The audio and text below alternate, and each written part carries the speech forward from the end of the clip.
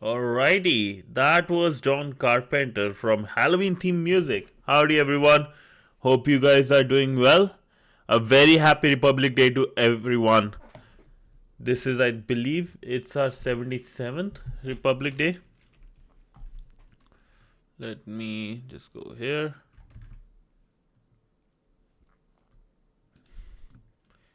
Ashish, what's up, bro? What's up? How you doing, man?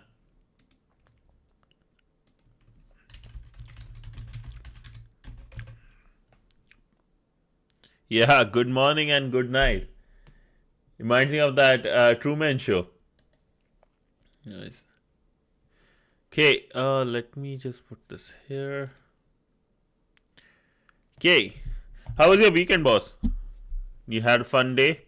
Fun weekend?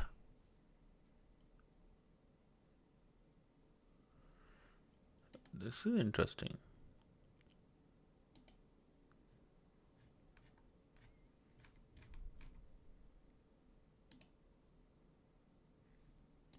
Okay, I'll just put this thing here. And also, Ashish, regarding the thing, right? We'll chat more over the weekend, and you will have whatever you want to do, right? And let me know. I will create an account for you, okay? So it's easy for you to do things, and you will have your name, so you can just share things actually on your resume or everywhere on your social media.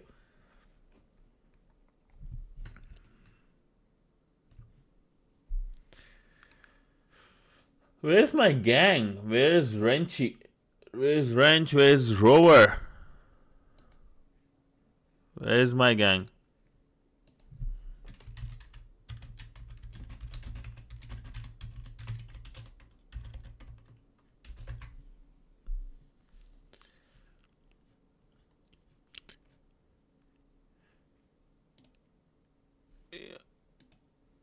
I built a single slingshot today. Slingshot? I don't know. That doesn't sound like a cybersecurity person, but it has like that curveball to cybersecurity guys. They're awesome though. Slingshots are fun, man. When I used to visit my, the gaon, like the village in India, Rajasthan, bro, it was pretty famous then. It was so amazing. Slingshots are amazing, man. Who knows? It might be a cybersecurity guy thing. Like there might be a lot of cybersecurity people just passionate about slingshots. Cybersecurity people's mind just work way differently, right? So it is interesting, of course. I do such crazy things. I have literally forged. Oh wow, machete! Damn, bro, that's awesome. You should make YouTube videos about it. Like just have like live streaming going when you do these things. Making a slingshot, forging a machete. People would love to watch that. That'll be amazing. That'll be amazing. Holy. That actually is sick. That's actually sick. Forging a machete is sick.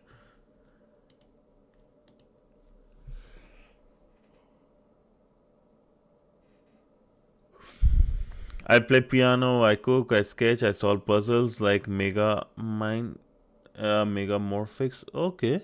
Which are these? Dude, that's awesome. I want to see what these are.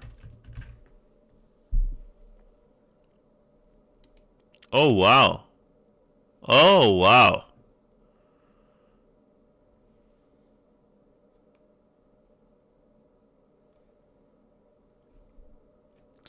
Levi Show. Howdy, bro. Howdy, howdy. How you doing? That's amazing. I had no idea these are called this. It's crazy.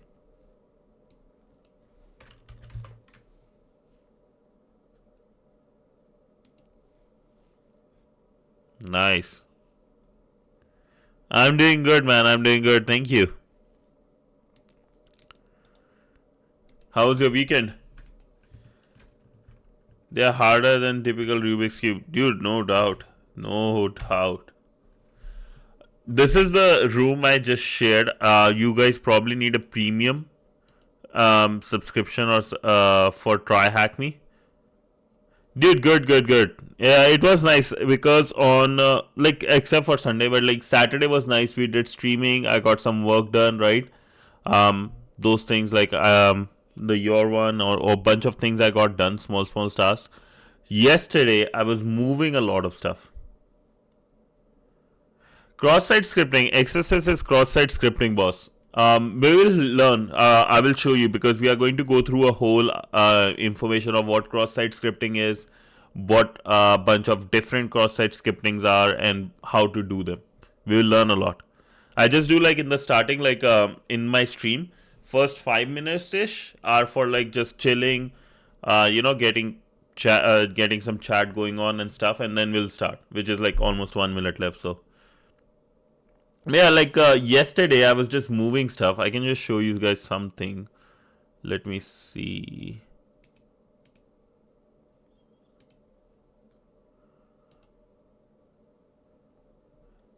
You guys can see a bookshelf behind me, right? Bookshelf behind me is this is the one of the bunch of things I was moving for someone else, and I bought this from that person. Finally, I have like a bookshelf, so I'm very happy about it. It's nice. This is one of my things. I always wanted a proper bookshelf, so I'm very happy I have that. That was good yesterday, but majority of it was just moving. Majority of it was like helping someone move, and holy, it was tiring. Yeah, it was good. It was good though. I'm happy about it. I got something.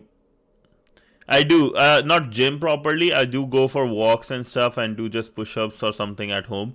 I am going to go back to like starting my. Yeah. I got a nicer one. Yeah, but I'm going to start going to gym from Feb. I have like there are certain classes I go to, gym classes a lot. So those I'm going to get started with, especially on the weekends too. I have to take care of my health because I realize like because of stress and stuff I really need to go to gym. Yeah, alrighty. We are at the mark, so let's get started with cross-site scripting. I'm 6 feet. 6 or 6'1", I think one of those. What's up, Range? How you doing? How are you, my man?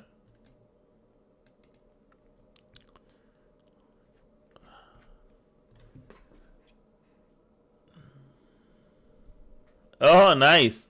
Nice, bro. Nice. I'm doing good, man. I'm doing good. How was your weekend? Yeah, let's go. Get some cross-site scripting in, right? I'm going to go over things we will be covering over the week. Only one exception, Wednesday, I can't join because I have meetings, right, around this time. On Wednesday, I have stuff, but Monday, which is today, Tuesday, Thursday, Friday, and maybe like Thursday, Friday. I don't think to Saturday I will be covering cross-site scripting, and Thursday and Friday will be heavy dose. We will cover a lot more those days because I don't have any meetings and stuff right now. This week in the starting, I'm just a bit booked. So with that being said, right, we are going to first cover TryHackMe cross-site scripting as much as today. Then we are going to go over PortSwigger, which is actually would be nice to cover more in detail because here, let me do they have cross-site? PortSwigger.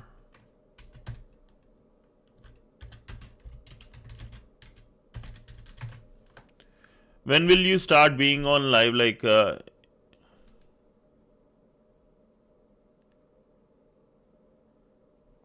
sorry, I didn't get that, Levi. Can you explain? Like, I didn't get that properly.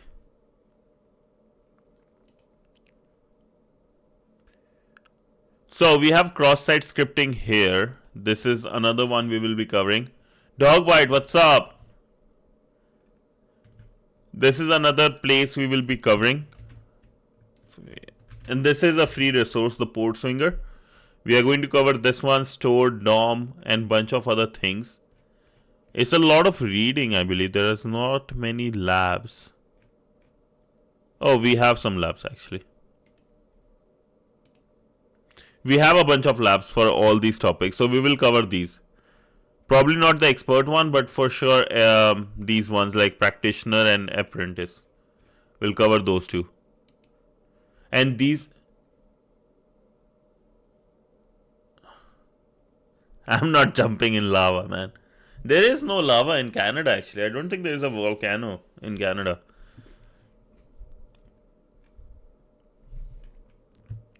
It's interesting. I don't think there is one. Okay, but with that being said, let's get started with some cross-site scripting. Minecraft lava, sure, that works. I need to learn I've never played Minecraft. That would be one thing I would love to learn and play. Okay, with that being said, let's get into cross-site scripting, lads, and cover some stuff. The speedrunners. I need to see some videos. I have no idea about these things. Yes, let's get started. Introduction to cross-site scripting. Learn how to detect and exploit cross-site scripting vulnerabilities, giving you control over other visitors' browser. A room brief. Prerequisites. It's worth noting that because cross-site scripting is based on JavaScript, it would be helpful to have a basic understanding of the language. However, none of the example is overly complicated. Also, a basic understanding of client-server request response architecture is good. So, JavaScript, I think everybody knows. To give everybody a quick idea of what is client-server architecture here. Pretty simple. Client-server is basically when you are using a browser, you are a client, right? This is your browser is client, which sends requests to a server. Let's say, for example, Facebook, right? And it gets a response back. This is request response architecture, right? Basic thing, and that's what you should have an understanding.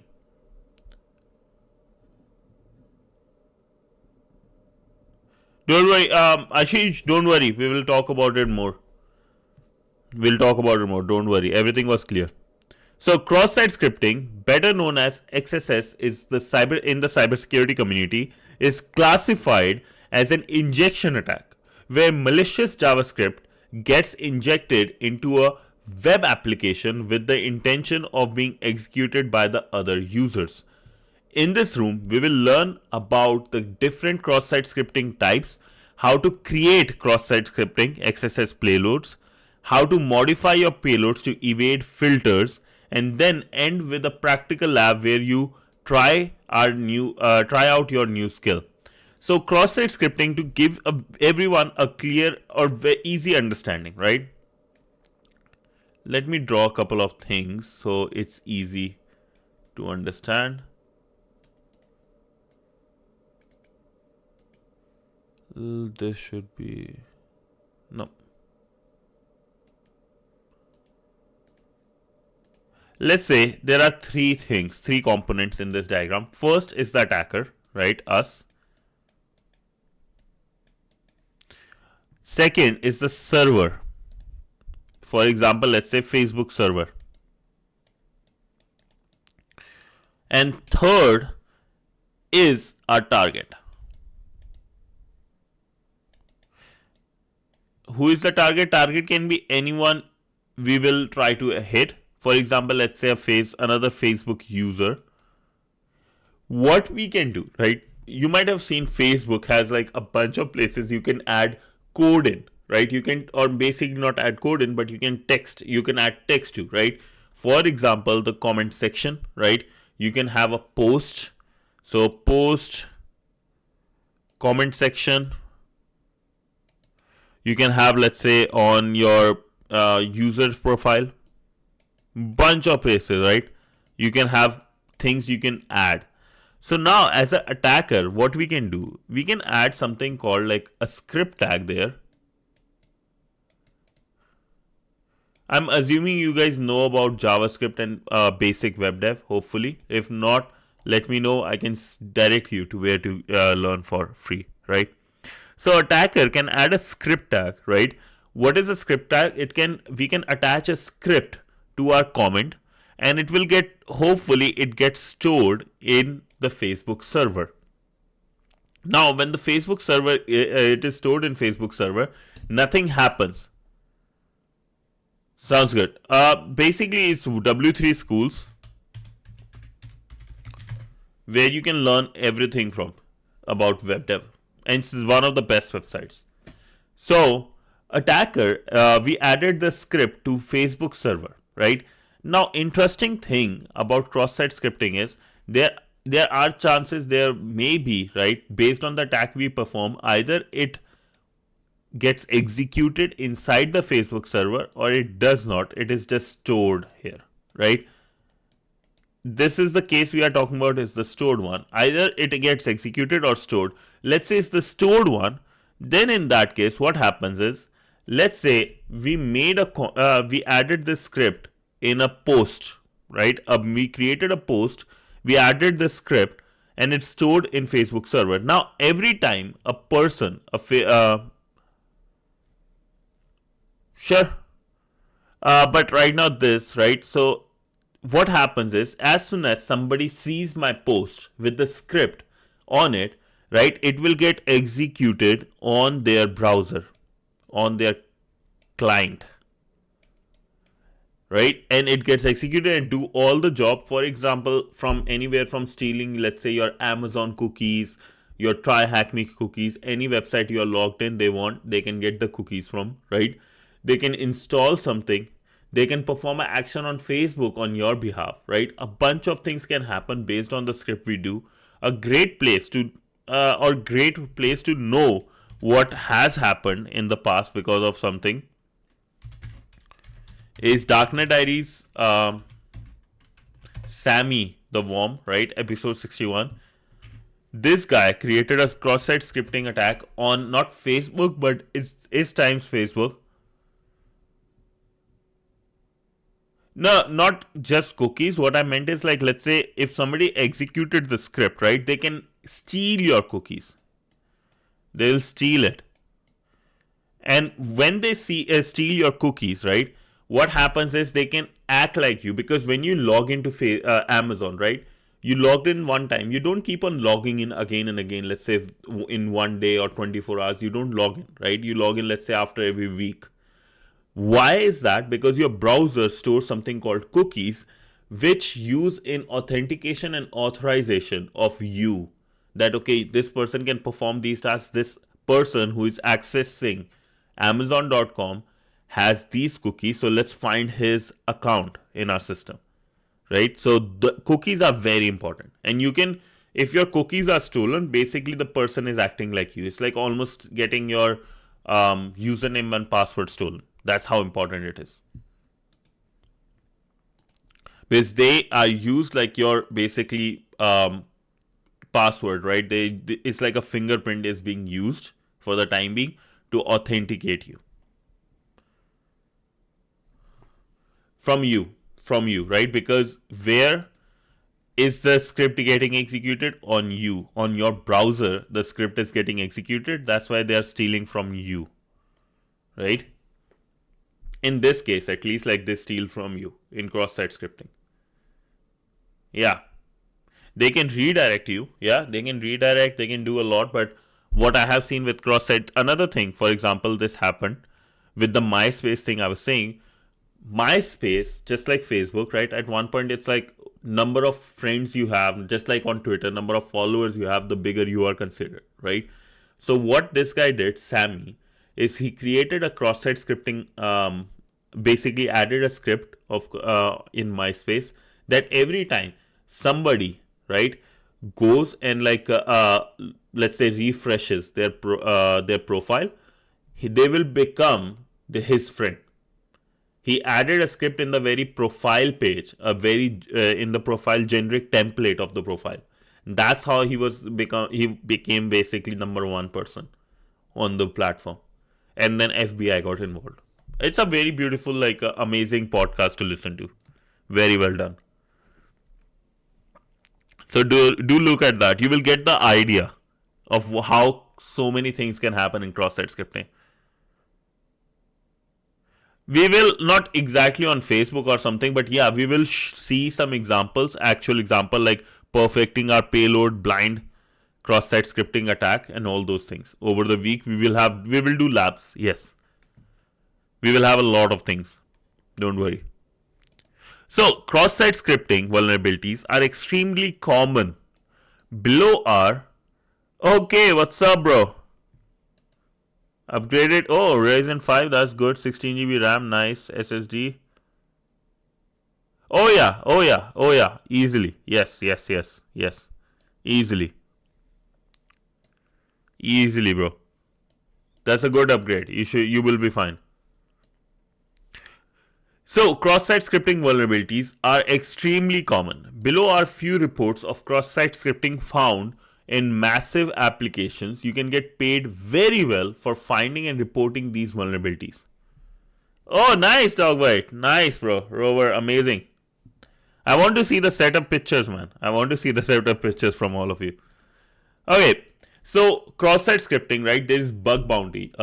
Hopefully a lot of you know already, right? If you don't, what happens is BugBounty is basically a program by, let's say, companies like Google. They're like, hey, we have made our product very secure, but we think there might still be possibilities of hacks, right?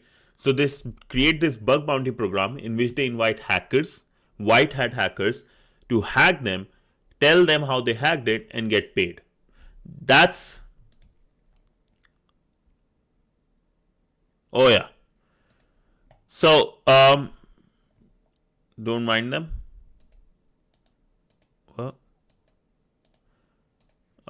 Going back. So I'm going to share these links so people who are interested in understanding how important cross-site scripting is, the best way to learn about these is through these reports. I'm just going to share these. Have a look at them. So these are critical. The bounty on this was 7,500. Pretty good. On this one, 2,500, right? And no bounty here. I think the reputation, because severity was no rating for severity. We get the idea. You will get the idea,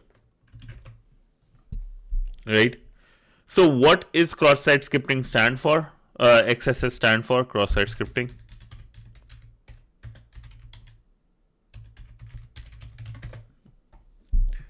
Okay. XSS payload. What is a payload? In cross-site scripting, the payload in the JavaScript we wish to be executed on the target's computer. Basically, the script we want to be executed on target's computer, like the one I was mentioning, or even the server. There are two parts to the payload, and the intention and the modification. The intention is what you wish the JavaScript actually do, which we'll cover with some examples below. And the modification is the changes to the code we need to make to execute it, as in every scenario is different. More on this is in perfecting your payload task, which is like, I think, the second last task. So one is the intention, what we want it to do, and modifying it so it does, right, and evades like filters, blah blah blah. Here are some examples of cross-site scripting intentions. One second, I'll just drink water. My throat is hurting.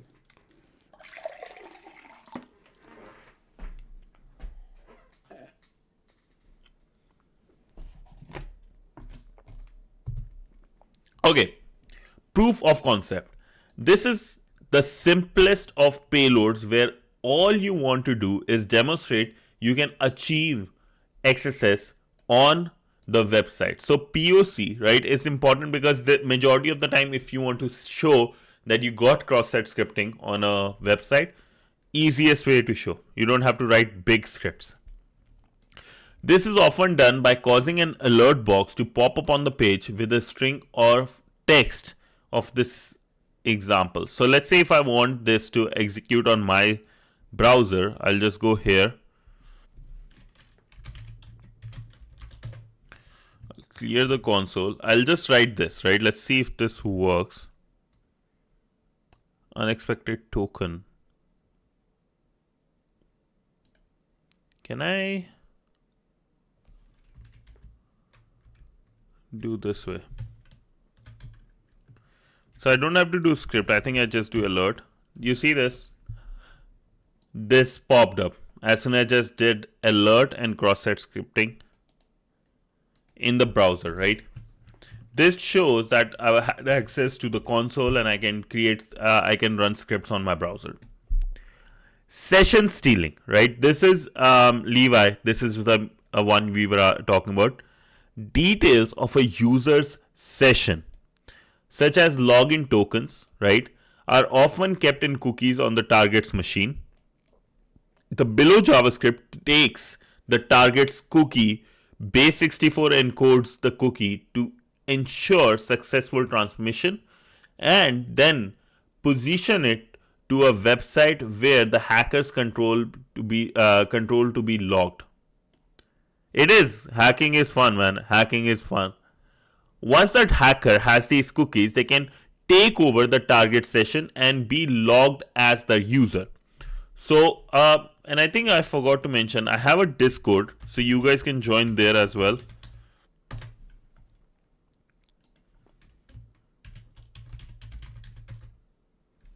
Okay. I'm going to just pin that in both the chats. Sorry, one sec.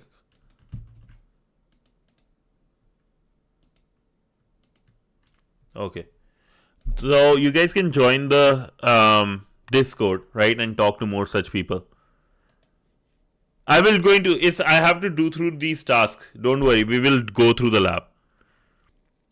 We have to go through step by step, cover everything, right? Not everybody will know all the steps or all the things. So session stealing. What happens in this, right? A user is able to get the login tokens. Sounds good. Login tokens, right? Like the cookies, by able to execute the script in the target's browser. Base64 encoded and get it and able to log in as that person, right? Next is the keylogger, which is the most interesting one for me.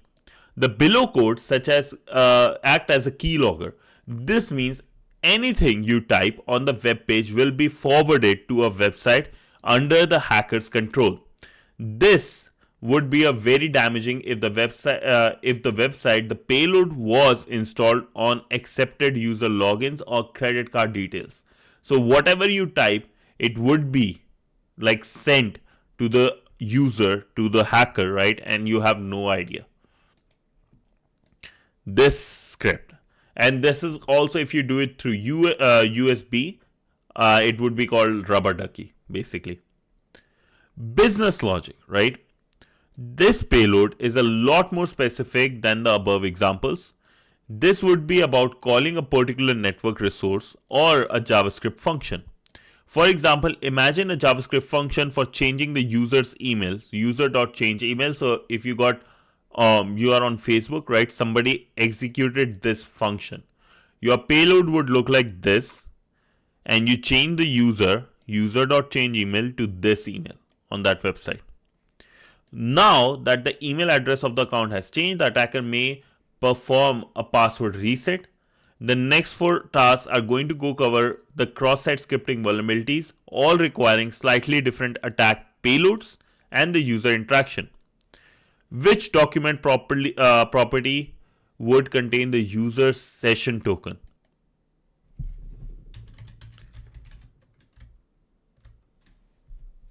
Document property.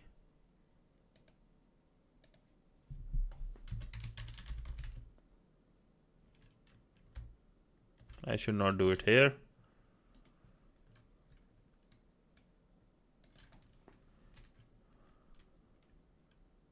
No. The guy is curious, bro. Oh, wrench, man. Oh, that Microsoft thing that somebody did. Yeah.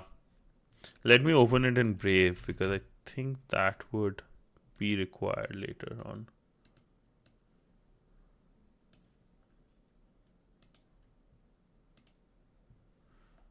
Okay.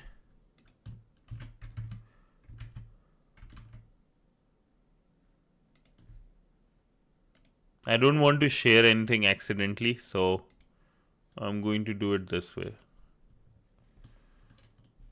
Test google.com maybe. Inspect.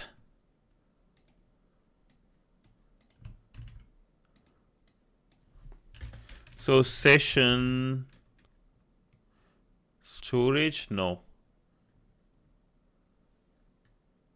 Okay, sounds good, boss. Have a good night, Wrench. Yes, sir. Yes, sir. User session token. I want to see how I can get it.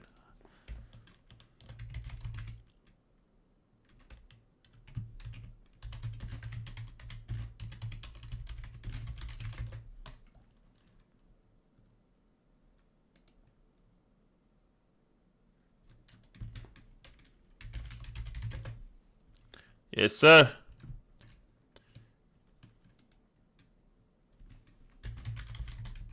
Browser console. Let's see. There should be session ID.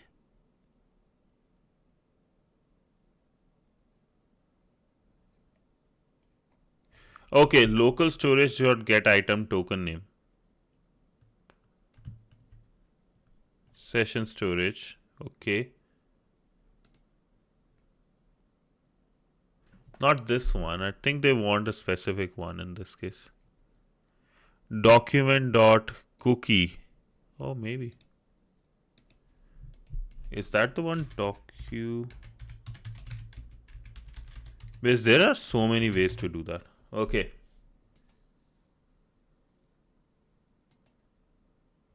%, boss. 100%.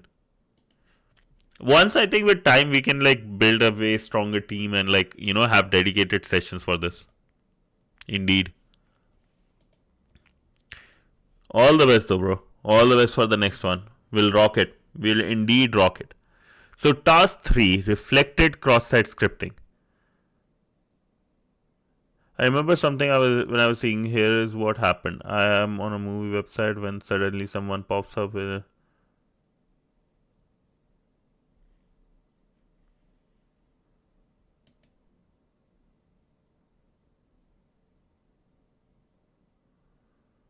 Okay.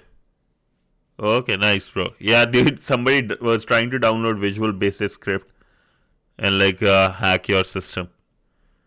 Okay, task 3, reflected cross-site scripting. Okay, and for next 25 minutes, I will just focus and try to move towards the lab faster, okay? I won't be looking at the chat. So, you guys keep on going the chat, right? Keep that going. Maybe. So reflected cross-site scripting, right? Probably like Levi, somebody did created that and started downloading. Probably a cross-site scripting can happen 100%. Yeah, or it could be a different method. So task 3, reflected cross-site scripting. Reflected cross-site scripting happens when the user supplied data in an HTTP request is included in the web page source without any validation. What that means is, let's say when I visit, if you remember this, right, client server architecture, right? What they're saying, whenever I'm sending a request to the server, a HTTP request, I can add anything to this request and there is no validation happening from the server, from Facebook server side or any other server side, right? HTTP request as user supplied data, right? There is no validation happening. Example scenario, a website where if you enter incorrect password, an error message is displayed. The content of the error message gets taken from the error parameter in the query string and is built directly into the page source.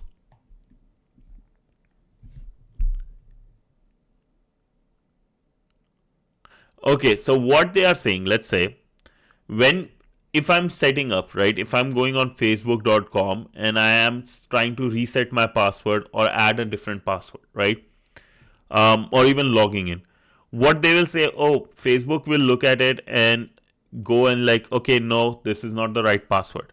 But if I'm actually say, okay, if it's not the right password, I'm going to do a reset password. And for reset password, they will send a token or something to my website, to my email, right? The problem here is, instead of looking what actually the email should be, they are looking at the email in the browser. So that's wrong, because I can change this email, right, and get access to whatever I want. That's one example. The application doesn't check the content of the error parameter, which allows the attacker to insert malicious code. Yeah, so see here, invalid input detected. Now, first we had invalid input detected for the error, right? Whatever error is displayed is here. In this, I just changed the error with this script. The vulnerability can be used as per the scenario in the image below. So let's take this image.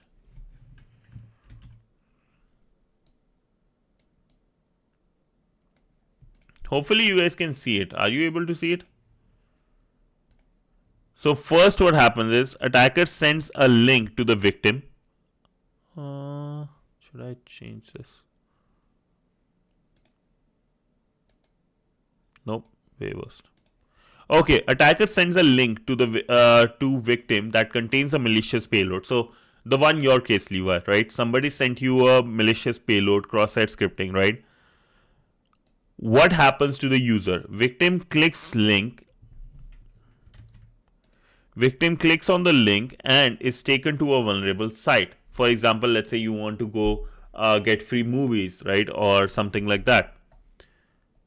The link contains attacker script, is executed on the website where you were getting it downloaded on your system, right? So it could be, let's say, getting your session ID, downloading something or stuff, right? The data in the attacker script gathered is sent to them. So somebody was able to get your cookies, right? And the attacker now has it. That's what they are saying in this too.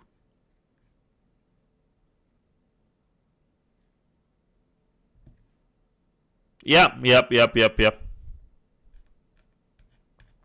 Pretty much. So potential impact. The attacker could send links or embed them into an iframe or on another website containing a JavaScript payload to potential victims, getting them to execute code on their browser, potentially revealing sessions or customer information. So what this means is that, let's say when you were going right to the website, like where you can get free movies, a bunch of people on there are actually good users, right? A bunch of people on that website are actual good users, but there are one or two hackers there, right? What they did is, a simple function is, you go and upload a movie or web series on it, right? And if somebody wants, they can watch there or can download it on their system. Now, what a hacker did is, in that place where you can upload things, right? He uploaded the content, but also uploaded a script.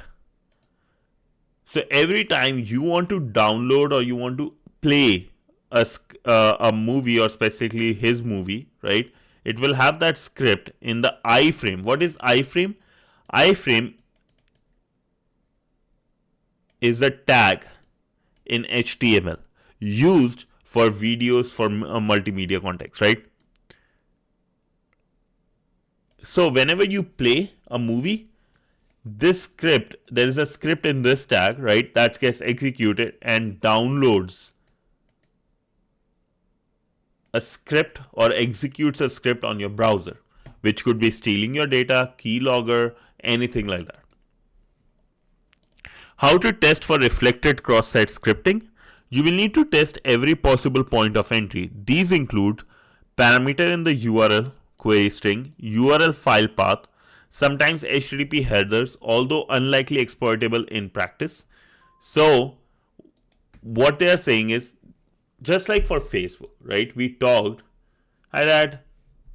So just like we said on the website, right? Facebook we were talking about. Big ways there are is comments, your photos, right? Any video you upload, but there are also URLs. URLs in the sense, let's say here, if you guys see, TryHackMe/room/cross-site scripting, right? So here you can have, let's say, query. A lot of time these websites have queries like this. What is the error to be displayed? Right? So you can put actual website there to do that, right? All those things you can do. You can add a file path, you can have like queries and stuff like that. So those are the ways for reflected cross-site scripting you have to do. One of the easier ways of cross-site scripting, but also like heavily tested. So it's hard to find vulnerabilities here. Once you have found some data which is being reflected in the web application, Radhe Radhe Ma, you will need to confirm that you can successfully run your JavaScript payload. Your payload will be dependent on where in the application your code is reflected. You will learn more about this in task 6. Where in a URL is a good place to test your reflected cross-site scripting? Query string. No? Path. Oh, URL path.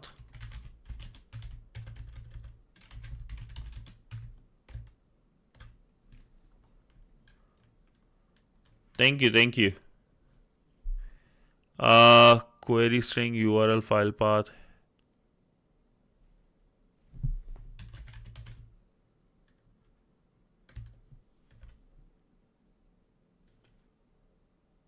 Howdy. Hello everyone.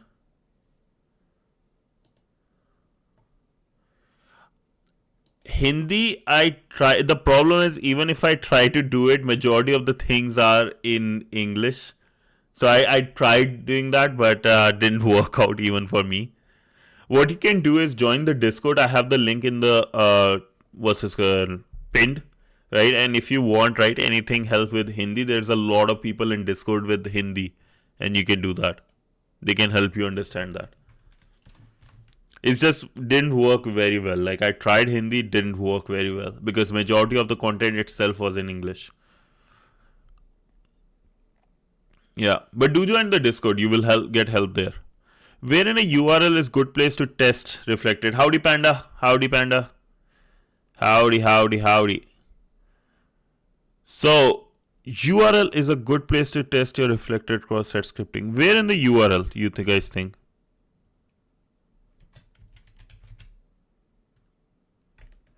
Query string, file path, no.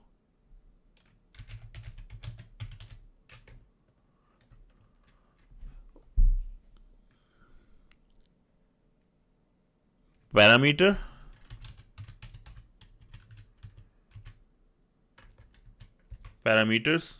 Insomnia, what's up, bro? Thank you so much. Yeah. Thank you, Rover. Next is stored cross-site scripting, right? First one was reflected. Next is the stored one. This is the one I shared, right? Sammy the Worm, episode 61 of Darknet Diaries. I believe it was the stored cross-site scripting. What happens? Let's see. As the name infers, the cross-site scripting payload is stored on the web application in a database, for example. So for example, it was stored in Facebook database when you did the post. You made the post with the evil script or your hacker script, and it got stored in their browser, in their database, not executed, just stored, right? and then gets run every other user when every other user visits the website or the web page. So every time somebody saw your post on Facebook, Instagram, that script gets executed. Example scenario: a blog website that allows users to post comments. Unfortunately, these comments aren't checked for whether they contain JavaScript or filter out any malicious code. If we know, if we now post a comment containing JavaScript, this will be stored in the database or Facebook, Instagram, right? And every other user now visiting the article will have JavaScript run in the browser. Simple way what happens is, I'll just use this, right? We in the post added the script. It got stored in the web browser or web server of Facebook, their database. Remember, I used the word stored. And every time somebody visits that post, that article, that image, that video, whatever, it will get executed and it will do what we want it to do. Let me show an image here. Attacker inserts malicious payload into the website's database, right? And for every visit on the website, the malicious script is activated. So let's say you visit my profile, or you visit, let's say, Mr. Beast YouTube channel, right? Something like that. And once the visitor visits the victim visits that, the data the attacker script gather is sent to them. They could steal the victim's cookie, which allow the attacker to take over the victim's account, right? So those are the things you can learn a lot, right? And these things happen probably to you too. These are really common ones. Potential impact. The malicious JavaScript could redirect users to another website, steal the user's session cookie, or perform other website actions while acting as the visiting user. So steals user session cookie. If they steal your cookie, basically they have access to anything in your account. How to test for stored cross-site scripting? You will need to test every possible point of entry where it seems data is stored and then shown back in the areas that other users have access to.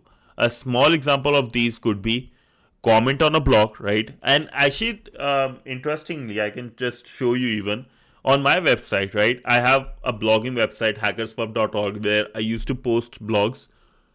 In their comment section, I had this what's this called feature that every time somebody comments, I have to approve it so that they can it can be shown on the page. And that's one of the things a lot of bloggers do, because if somebody did attack, which they did, I don't want anyone visiting my blog to get that.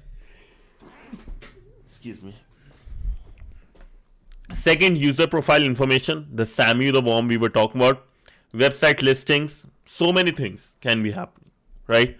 Sometimes developers think limiting input values on the client side is good enough protection. So changing values to something the web application wouldn't be expecting is a good source of discovering stored cross-site scripting. For example, age field that is expecting an integer from dropdown, but instead you manually send the request rather than using the form allowing you to try malicious payload. So what that means is, let's say you are on a website, right? Let's say you are on your country's passport website, for example, right? When you are requesting a passport, one of the very important things is date of birth, DOB, right? What the application developers thought, the very wrong thing is, hey, in the website, if we are just allowing numbers, right? Because that's how they want it. Makes sense that if we only allow numbers, we don't need to have any protection in the backend for this. We don't need any protection because they can't do anything. Now comes a hacker, right? Thank you all. Now comes a hacker with some tool like Burp Suite, a very, very powerful one. Burp Suite, basically, whenever I'm sending a request for passport with these numbers, date of birth, right, I stop the request there. From my browser it went, but it hasn't left my computer yet. I stop it, I add my cross-site scripting tag, my script, and replace this number with my script. There is no protection, so it will get executed. It will be stored. And let's say it is stored, and every time somebody executive, right, a person who was supposed to look at my profile gets executed on their server or their computer. Imagine how destructive that would be, just because somebody thought protection is not good, right? Once we have found, and interestingly, government websites are the worst when it comes to these cases. Once we have found some data which is being stored in the web application, you will then need to confirm that you can successfully run your JavaScript payload. Your payload will be dependent on where in the application your code is reflected. You will learn more about this in task 6. Okay, we did that, sorry. How are stored cross-site scripts usually stored on a website?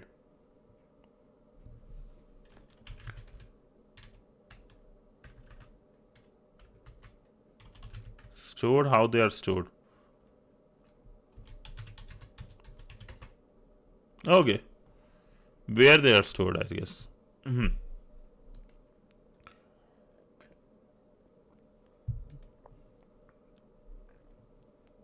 We are very near to an actual example, Levi. Just FYI for you.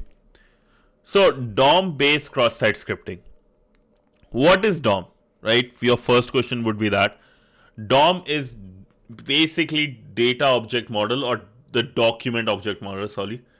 What is a document? What you see on your website, that's document. Especially Bihar government, I have seen it. Many of them are still running HTTP. Oh wow. Oh wow. Oh wow. No, oh boy. That's really bad. That's really bad. Okay. So what is document object model, right? Document is basically whatever you see on your browser, right? You have your browser here. Whatever content you see inside, right? That's called a document.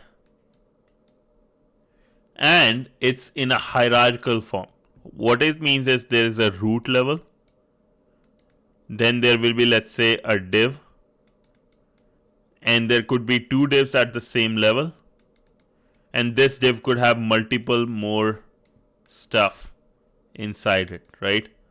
So that's the document and how a document is. DOM stands for Document Object Model and is a programming interface for HTML and XML documents. It represents the page so that programs can change the document structure, style. Sounds good? Style and content. So basically a simple example, right, is when I click on this website, changes the document a bit, right? Why the change happens, right? That's what is the magic of websites is, right? With DOM, we can have programs written so that it can change the structure of this, right? Hide things, change the content type. Like if I do this, I can change the colors and everything, right? Style and content. A web page is a document, and this document can be either displayed in the browser window or an HTML source. A diagram of HTML DOM is displayed below. So we have the main document and the root. In the root we have head, body, element 1, element 2, text, my link, my title, bunch of things, right? W3.org, as I mentioned, is actually a really good website. Or actually W3 schools with I think W3 schools, go to that. These people can teach you more, and it's a really good website, really good.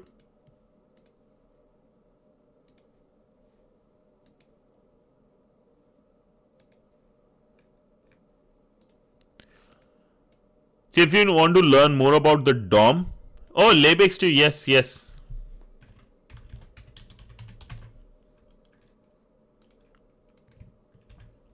Thank you so much, Robert. These two websites, lads, you will learn a lot, right?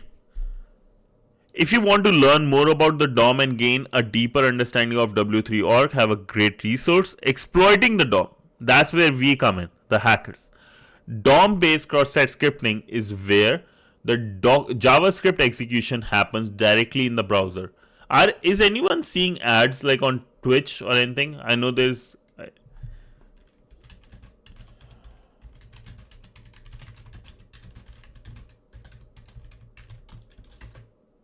I want to just make sure nobody miss anything. Anyone seeing ads? You guys are good?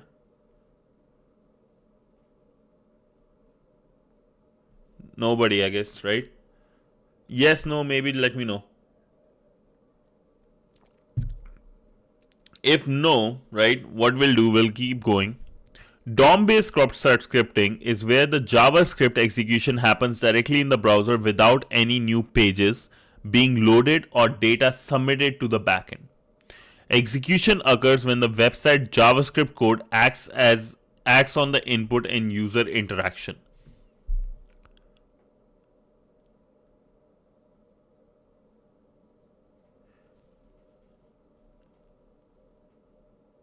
Okay, sorry, give me one second. Execution occurs when the website JavaScript code acts on input and user interaction. Okay, example. The website's JavaScript get the content from window.location.hash parameter and then writes that onto the page in the currently being viewed section. The contents of the hash aren't checked for malicious code, allowing an attacker to inject JavaScript of their choosing onto the web page.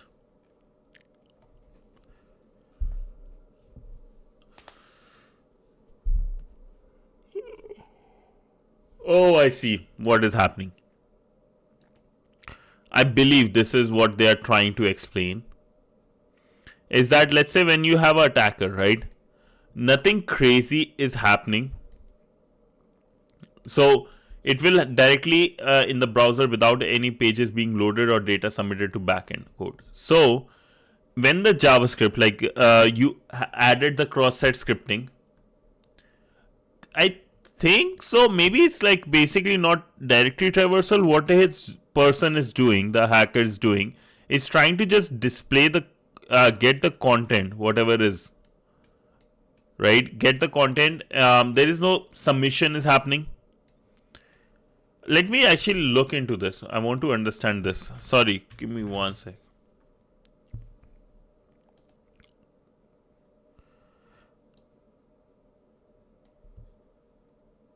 When JavaScript takes data from the attacker's controllable sources,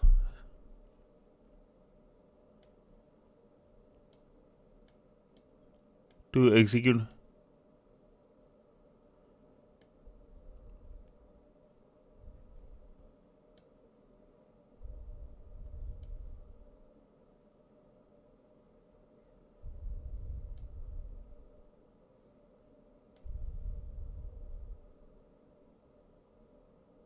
Oh, I see what is happening. So give you guys to give you guys a simple idea. This is our target's machine, right?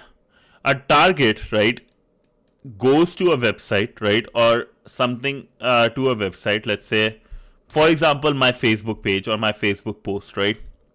Now, because of this cross-site scripting attack, either they go to another website, let's say they don't, even just on the website itself, what I can see then is some kind of data which belongs to the target, like let's say their cookie or some of the hash, is actually starts coming on the website itself and being this website now, right? For example, like the chat session, I can see.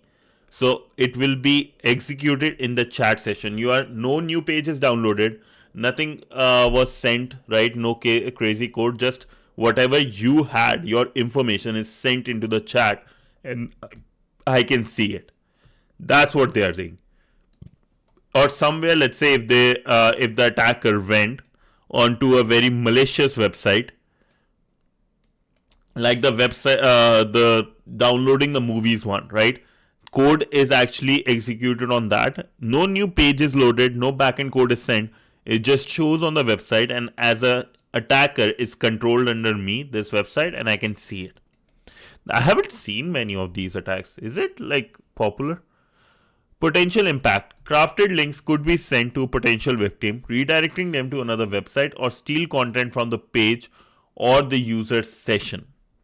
So basically, execution happens and sent. Rabbit, what's up, bro? I reported a flaw in Microsoft Intune. They closed it, saying it's a design and architecture limitation, cannot be fixed. Send it. Just quickly, I will give take 2 seconds because it has been more than 25 minutes. So 2-minute break. Rabbit, to give you guys one interesting thing. I think it was Web Jedi or something. Excuse me. Nose is not the best in today. I think I got a little cold. But whatever. What happens is, if there is something you found, right? They're not paying you. They're just saying design and architecture. You can release that in 90 days or something.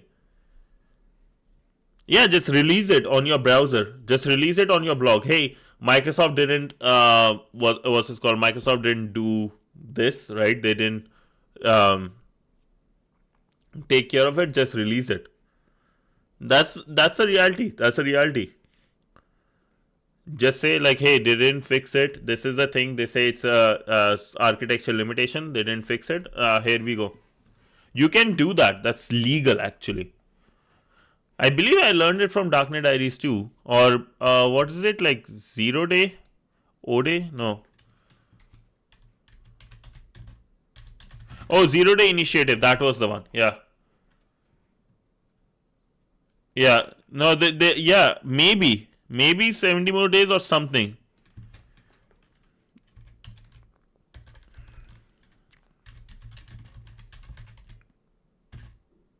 Days before.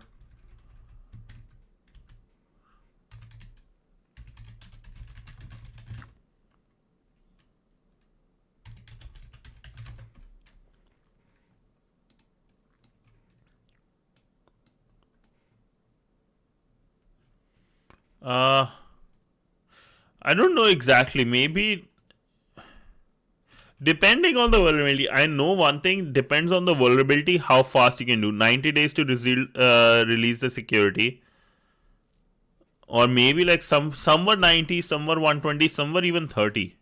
Have a look at their. I think it's on their blog or somewhere. Because they like created this like, oh, if you don't release it, if you don't fix it, we are just going to release it and everybody will be vulnerable. They did it in a bully way, which I really liked for some reason. It was pretty good. Jake, the snake, what's up? Yeah. Right? How are you doing, Jake? It's a long time, man. How are you doing? So to summarize, you can run some of the admin operations without being an admin email. Please send it. Please send my way. You know my Discord. Please send there. I need to do something. I won't tell what. It's just something. Thanks, man. Okay. Let's go back to our stuff. And Rabbit, that's amazing. That's amazing, man. Thank you. Would probably be good to ask permission in whatever bug bounty program you're using. Yeah, I'm doing good, man. Thank you so much. Yeah, it's good. If you were doing through a bug bounty program, yes. And if they don't, then, well, GG's. Yes, sir. Yes, sir. MSRC. What's that? Microsoft Security. Okay, nice. Nice.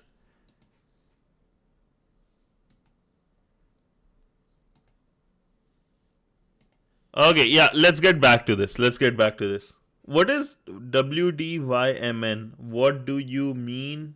N word is, what is N stands for? I don't know. Okay, but we'll get back. I know Levi wants to see this. So, how to test for DOM-based cross-site scripting? DOM-based cross-site scripting. Don't worry, Ray. Don't worry. We'll chat. We'll chat. DM me in the Discord. We'll chat. Don't worry. DOM-based cross-site scripting can be challenging to test for and requires a certain amount of knowledge of JavaScript to read the source code. You would need to look for parts of the code that access certain variables that attacker can have control, such as windows.location.x. What is saying is the whole idea of this script or this sending somebody to a malicious website is to test and see if some part of the web page is able to access these type of parameters, because they contain various hashes, various cookies, various bunch of things, right? When you have found those bits of code, you then need to see how they are handled and whether the values are ever written to the web page DOMs or passed to unsafe JavaScript methods such as eval. So when somebody goes to your website, right, either on this malicious website or let's say the post on Facebook, right, you check if they have access, if there is some code in the website have access to things like windows.location dot any other thing, right, like for example the cookies or something like that, and display that on the system. What unsafe JavaScript method, right, eval. Wait, what unsafe JavaScript method is good to look for in source code? Not eval? Yeah, eval. Okay.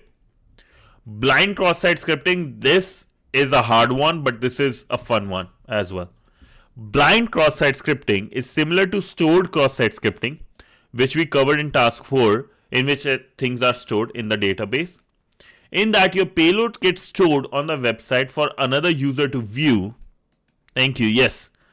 But in this instance, you can't see the payload working or be able to test it against yourself first. Example scenario, right? A website has a contact from where you can message a member of staff. The message content doesn't get checked for any malicious code, which allows the attacker to enter anything they wish. These messages then get turned into support tickets which staff view on private portal. So what happens in blind? Blind basically is you can't see if it worked, right? There is no, in like, for example, in this case, I showed you with the console, right?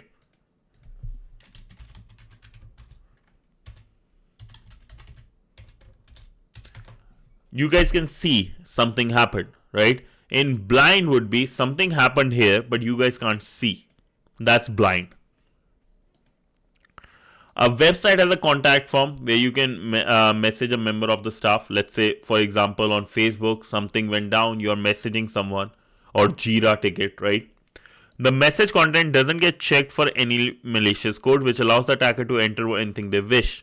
So let's say you're opening a support ticket, you enter a malicious code, and this person just, somebody else accepted it in a private portal. Now they will have access, that person, the user or the hacker, can get access to that support person's information, right?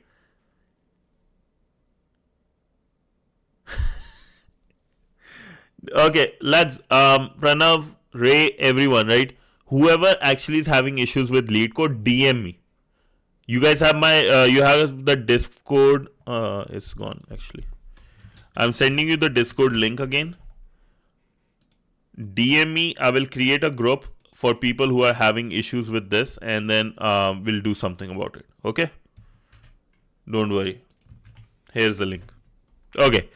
Potential impact. Using the correct payload, the attacker's JavaScript could make calls back to an attacker's website, revealing the staff portal URL, the staff members' cookies, their authentication credentials, and even the contents of the portal page. So other people's like portal information, other tickets they have opened, so many more. Now the attacker could potentially hijack the staff member session and have access to the private portal to this.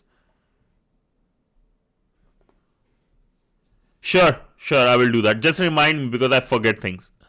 Okay, remind me, I will do that. How to test for blind cross-site scripting. When testing for blind cross-site scripting vulnerabilities, you need to ensure your payload has a callback, usually a HTTP request. What is a callback is? A callback function is very common, a very important concept as a developer, as a hacker, and just in general about tech. Callback function is, it will send you, it's waiting for something execution to happen, and then it will, when it does, it will send back information, right? It will call back. That's basically the idea with payload, right? What, for example, giving you a very simple example is, let's say, hey, access, or let's say your function is like this. I added the script, right, in the ticket where I was submitting. I added a script. What that script does is, as soon as the ticket is opened or somebody opens the image, it was the content, the code was inside the image I sent to the sent with the ticket. Now, as soon as somebody opens the image, what will happen? A code get executed, and inside that code, let's say the code was get content, right? That's a function inside that. You know, there are arguments inside a function, right? There are, like, you can send information, you can say, let's say, text or something. What a callback function is, you send a function as one of the arguments for one of the functions, right? And that's called a callback function. So, and this function's job is to get back the data or send data to the hacker. So understand callback function a bit. This is just a function calling another function, right? That's how it is. A popular tool for blind cross-site scripting is XSS Hunter Express. Although it's possible to make your own tool in JavaScript, the tool will automatically capture cookies, URL, page contents, and more. And here you go. Oh, I have already started. Probably I looked into it. I don't even remember so many tools I look into. So what tool you use to test blind cross-site scripting? XSS Hunter Express. What type of XSS is very similar to blind? Stored, because you are storing some data on their website, right? Levi, my man, you there? We are here finally. We are at the location you wanted. I'm just opening it in Brave because I want to show you guys some stuff. One sec.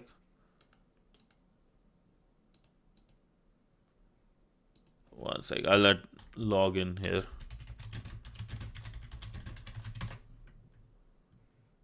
There's a big lag, I believe, right?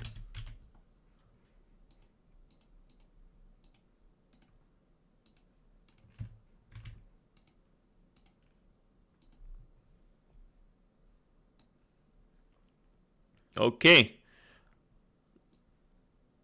We are here. Let me start the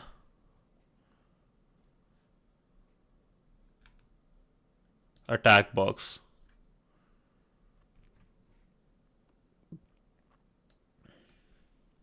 And the machine.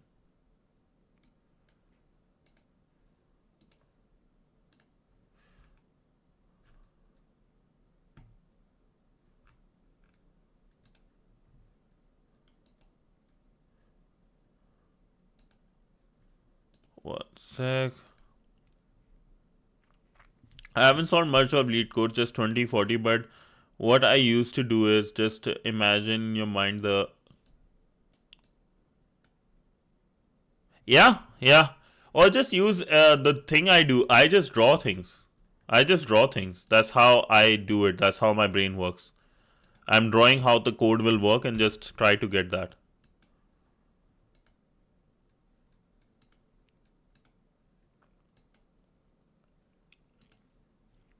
Sorry lads, one sec.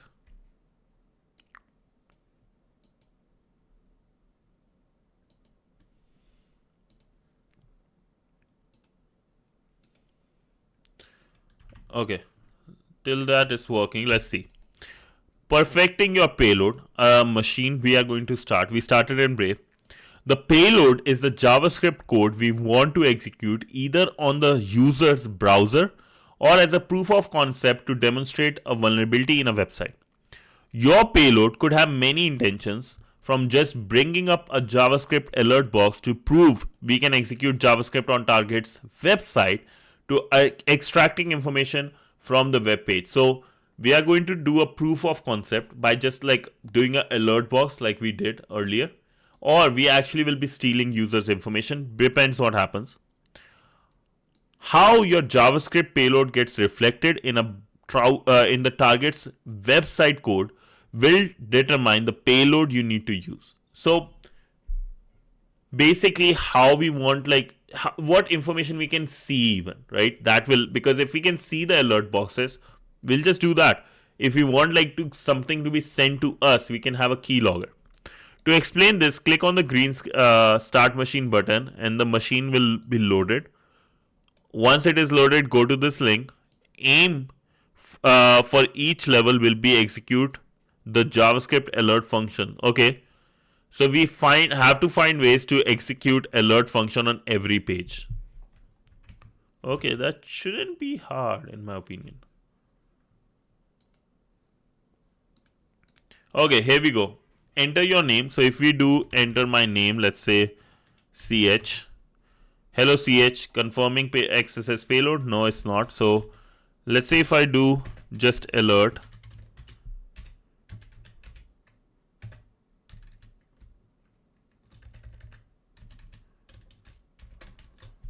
You guys can see it, like, or do you want me to make it bigger?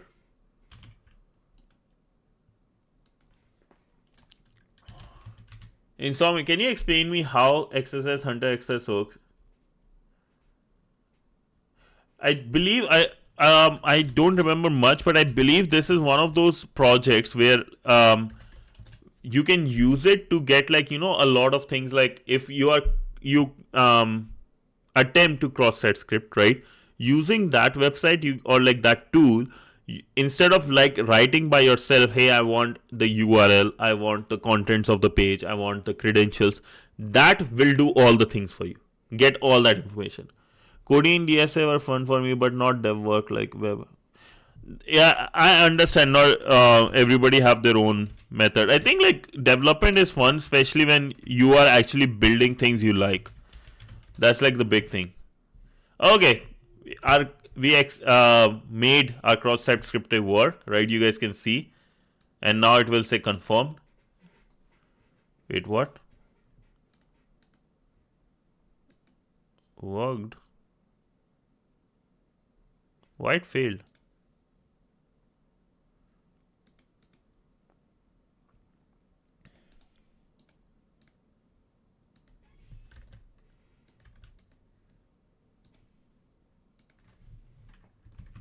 Okay, let's read what they want. If you view the web page, you will see your name reflected. Yes. Instead of entering your name, instead you are entering the following JavaScript. Oh, I have to have THM probably.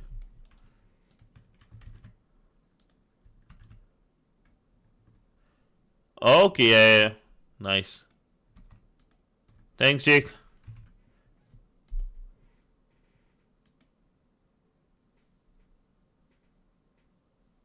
Ah, I see. Do you have any resources, good resources on someone with the YouTube or blog using that? I don't remember how to use that. Okay, this got added in the script like this. Huh, nice.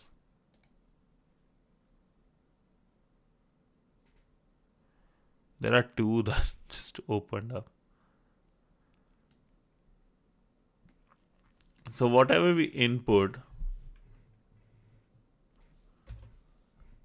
the readme on the GitHub repo looked. Okay, that's good to know. Thanks, man.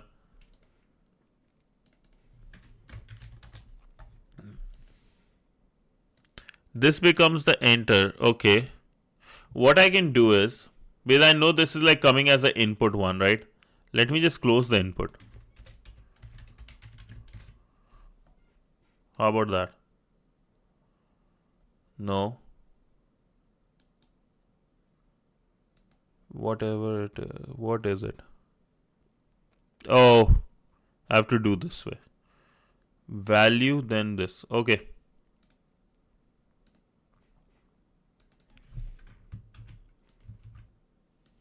I have to exit from this input value thing.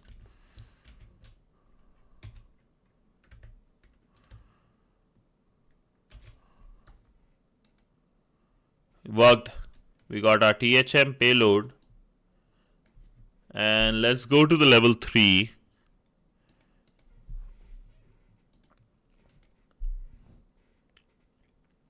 This time it's if you see, it's a different thing. So I need to see it's the text area this time. I just have to exit the text area.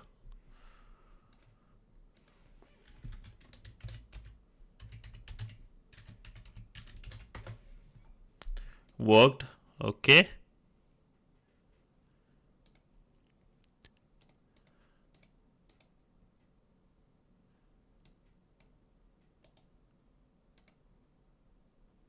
What the hell was that?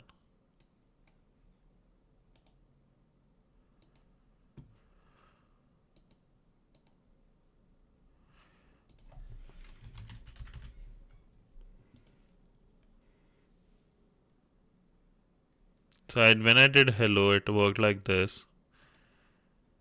It worked like this.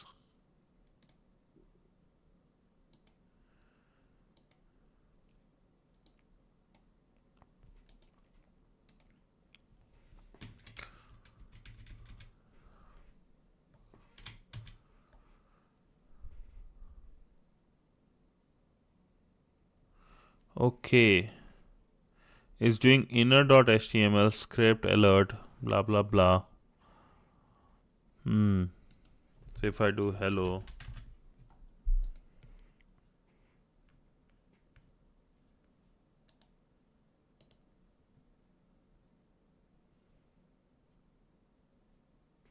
it's getting document.get element by this. What if I do? I don't have to do this.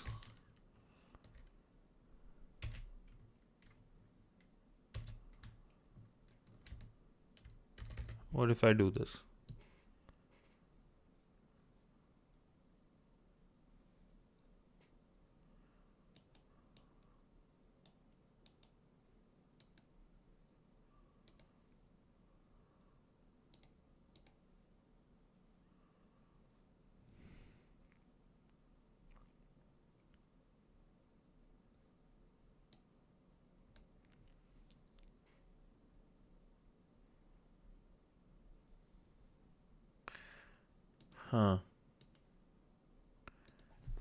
How about if I exit this script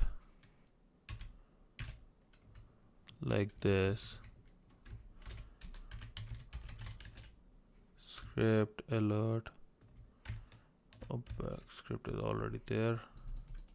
How about that?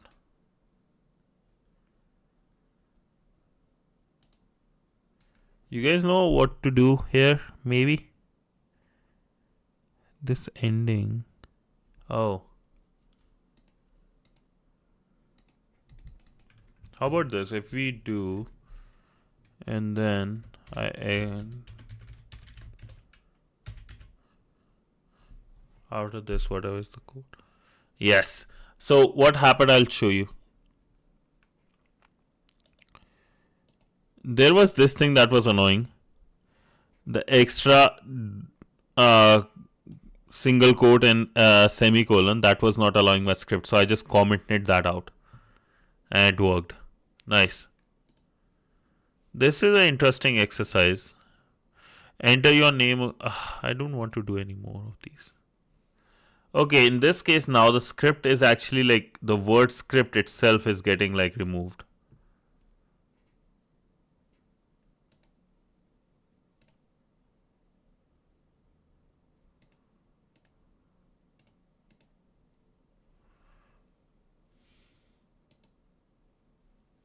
Ignore the code below. It is not a challenge related. Okay. Okay. If script is getting removed, and if I do this, instead of script, can I type something else? Where exactly is this? H2, okay.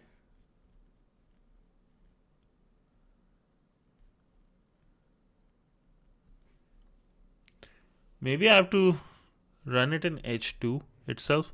What do you guys think?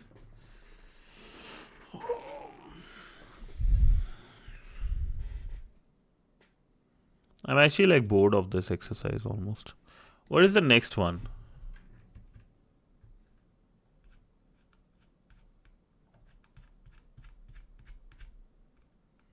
The flag you received. Should we just go to the task kit? I don't want to do those ones. They're like kind of boring. What do you guys think? Should I just go ahead with the task? Is that fine?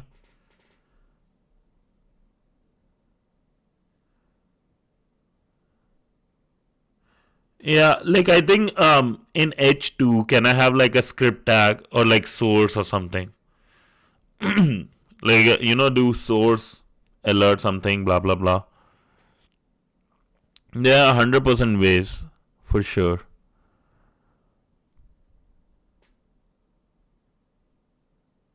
Pretty important. Okay. Jake, what is your background in this bug bounty field, man?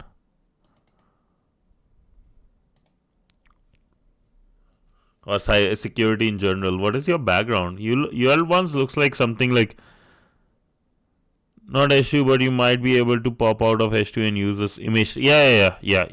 That's my brain going. I'm just thinking, should I go like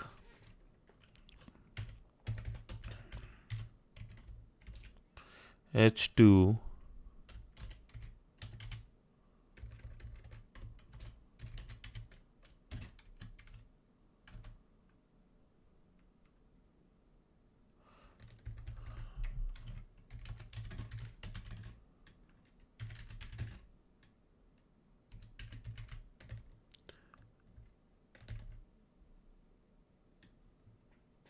Oh wow.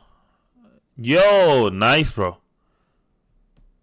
Yo, how to get inside cybersecurity career? Like, is so many like people ask for how to say, people ask for experience and all those stuff. What was your way of getting in? That's actually going to be very helpful for a lot of people.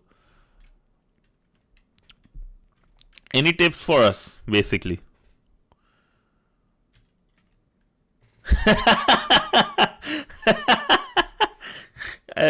Cheers, man.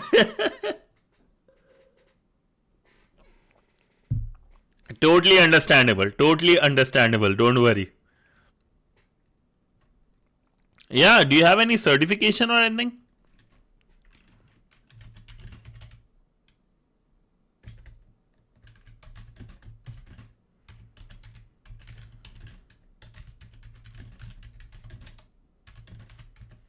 But for interviews, to be HTB labs are really helpful to talk about. Oh, nice. No, Ashish is fine because people can see, right? People can see the chat, so it's easy. Even for me, I can just ask. I think through source or something.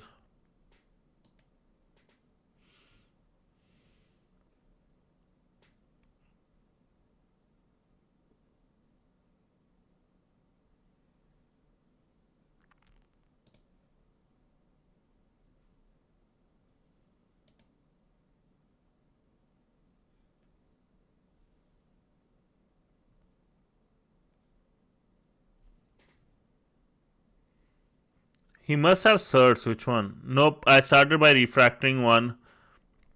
Tools for internship.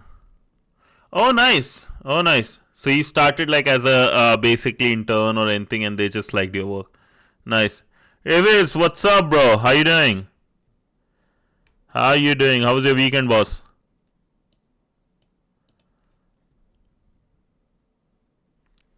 In the source, I know there's something with the image we can do. I don't remember exactly.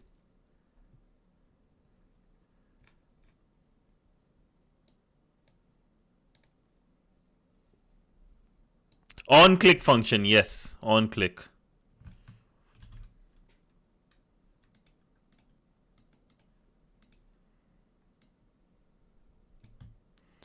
Nice, bro. Did anything exciting, crazy, good, fun?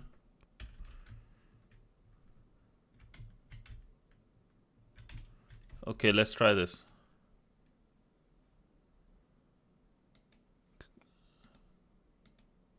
I'm able to get it.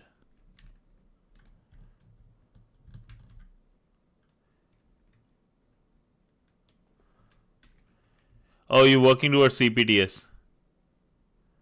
Nice, nice.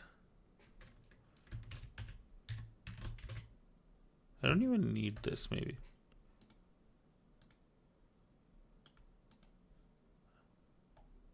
I think payload has to execute on its own. Maybe I can do is on instead of on click on load.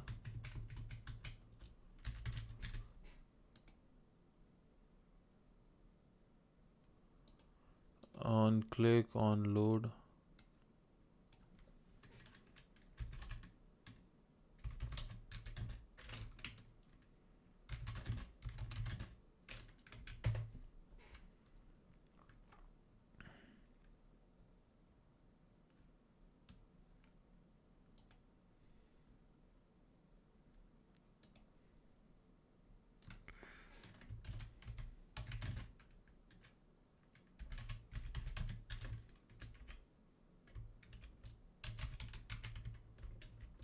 Alert THM. Oh, yes, yes, yes. Thank you, boss. Oh, you can do that way too, yeah. Oh, yeah, that's actually a good one. Yeah. But what about the image? Thank you, boss. I want to see one thing though. Image one. How about if I do this?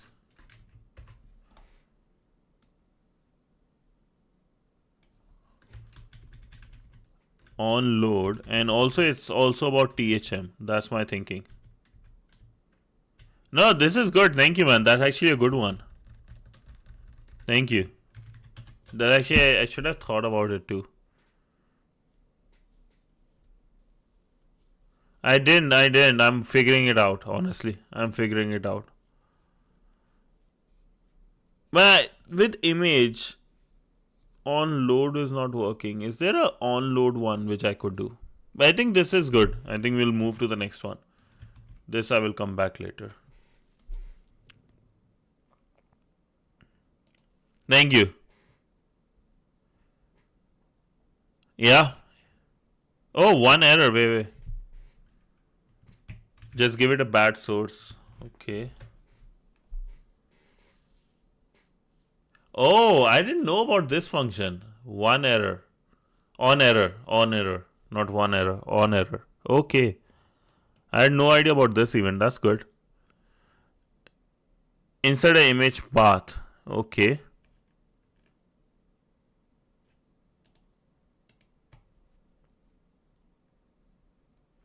What if I do this bad boy thing?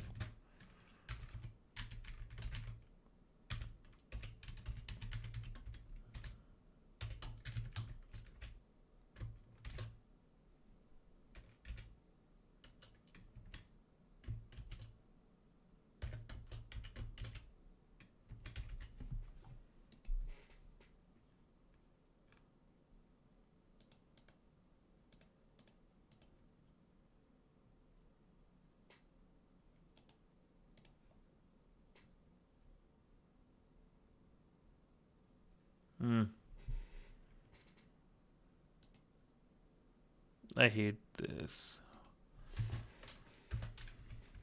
On error.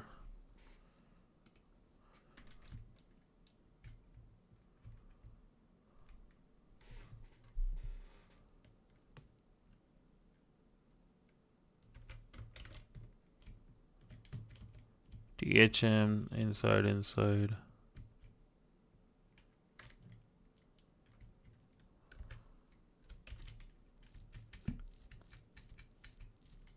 If I do this way,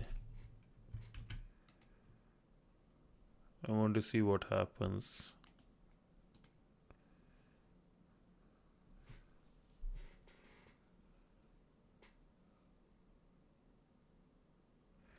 The last, actually, there is.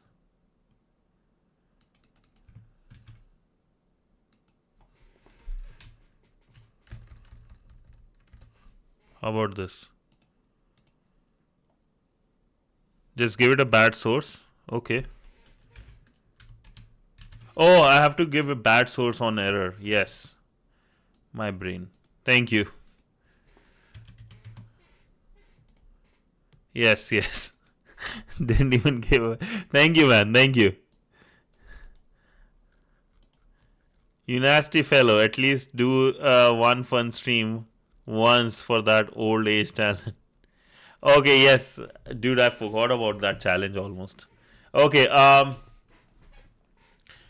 we'll do a challenge. We'll do that, I think the thing you guys were asking, Omegle one or whatever that is. Right? I'm not going to raise any girl. That's not going to happen. I can just talk to the people. Or I can just legit go for like a... This weekend I'm doing a interview related one. I can do on Sunday maybe. But do you want to do that, or do you want me to like do a, let's say, 2-hour jogging or something, like running one? I can go up and down the hill. That's, I feel, yeah, like preparing you for interviews, lads. Like basically, it would be GitHub IO page. Make that so you can post that in your profile. Show that on your LinkedIn and GitHub, right? Okay. Okay, sure. I'll do that Omegle one, I guess, or I can do push-ups, or like you can just make me suffer. Your call. I'm not working. I'm not doing any of those things. Like talking to girls or no. No. But yeah, as I was saying, so GitHub IO help you with your GitHub, help set up the Leetcode. Yo, Idor, what's up, bro? How you doing? Just talk to randoms? Okay, we'll do that. What I was saying though, I forgot. GitHub IO, LinkedIn, set up your GitHub for Leetcode. Get your resume done, right? And then do this. The level is easy. Okay, let's get this level 8 done then quickly. Okay, for this task, you will go over blind cross-site scripting vulnerability. Ensure you terminate the previous machine and then click on the green one. This. Okay, so let me go to Brave.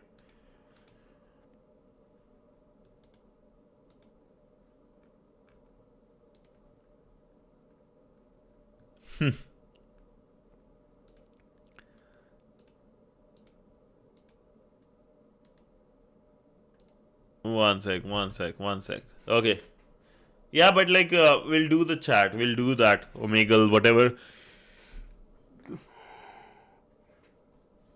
The filtered app one was. Yeah. Ensure. Yeah, we'll do together. We'll work on a resume together. And then we'll apply to people. I will show you what message I send to people. Stuff like that, right? And look at a bunch of websites where we do.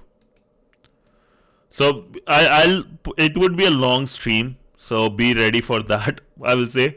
But it would be like very, very worthwhile. So ensure to terminate the previous one we did. Yeah, thank you, boss. Thank you. We'll do that one on the weekend. You'll need to use the tag box using the blue button at the top of the page. Once loaded, go to this. Okay. Click on the customers tab on the top navigation. Sign up here. Link to create one. Okay. Once your account gets set up, click a support ticket, which will try creating a support ticket by clicking on the green create ticket button. Enter the subject and content of just the word test and then click on this, right? Yes, I know Anshul. He's my high school friend. Big time high school friend. We used to do a lot of BS in the school, man. You'll now notice your new ticket in the list with an ID number, which we can click to take you to your newly created ticket. Okay. So some text message is displayed inside text area, whatever we type.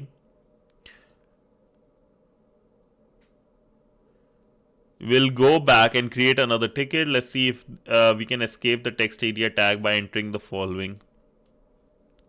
Okay. They legit are telling me what they are doing. They want me to do.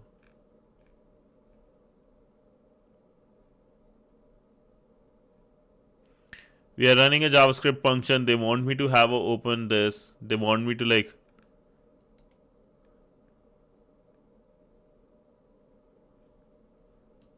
listening on this port script.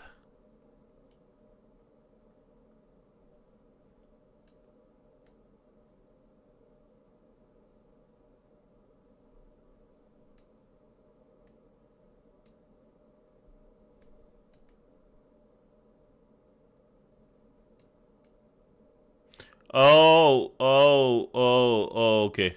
So I know what this is. So what they are doing is, I have to open, let's say this is me, attacker. Sure, I think I can do that. That actually I can do web or software development. I can come up with something, sure. That is actually up my sleeve, so I can do that. Yeah.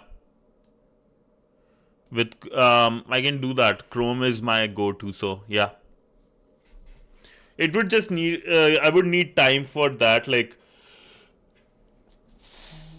2 weeks I think, to develop the content, what all I want to cover. But sure, I can do that. Just can you do me a favor, boss? Go in the Discord, put that in the suggestion and tag me in that, so I don't forget. Okay, so we have the attacker one, right?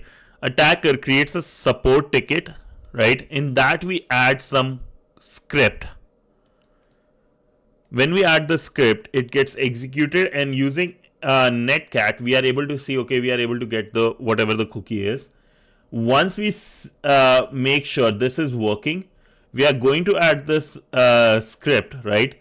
And some, instead of us in this case, right, opening this the support ticket, some actual person will do it, their automated system, right? In actually that is going to, and then we will get that person's or that automated things cookies. This is the worst way I write.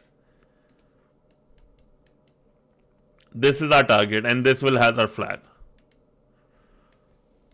So let's get started with this, right? Quickly. Aja bhai.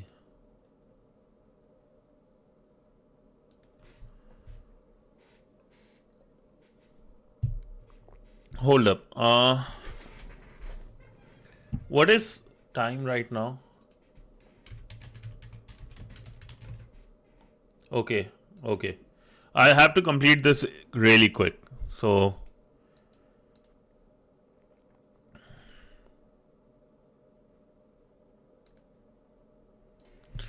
this is the website.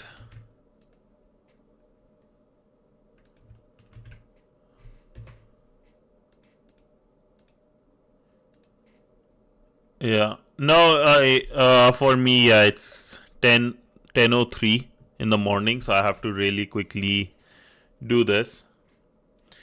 Is it okay if I can do this tomorrow? If you guys are okay with that? Or I promised my man here. Let's see if he's here yet or no. Levi, are you here?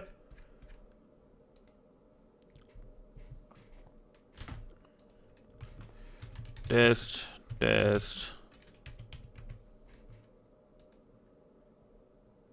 Yo, Panda, what's up?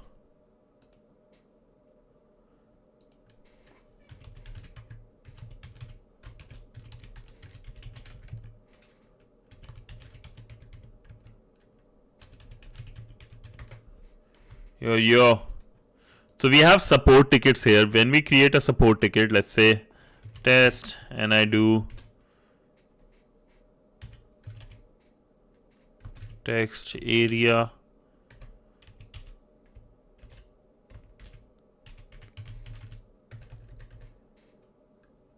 Oh wow, that was fast. Nice, bro.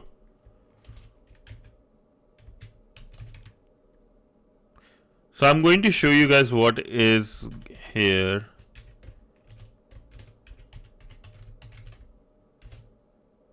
Yeah. I don't need this last one. I'm just going to do it for sanitization. So I create a ticket with, like, let's say ending of a text area, then my script, and then you know the one we ended before, we are going to start because it also had an end later. Just going to do that, create this ticket, right?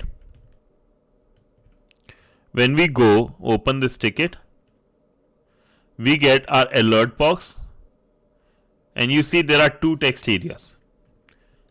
Everybody, hopefully till now, that much is good, right? Now our job is to, we got this cross-site scripting till now, right? That's what they were talking about in the start.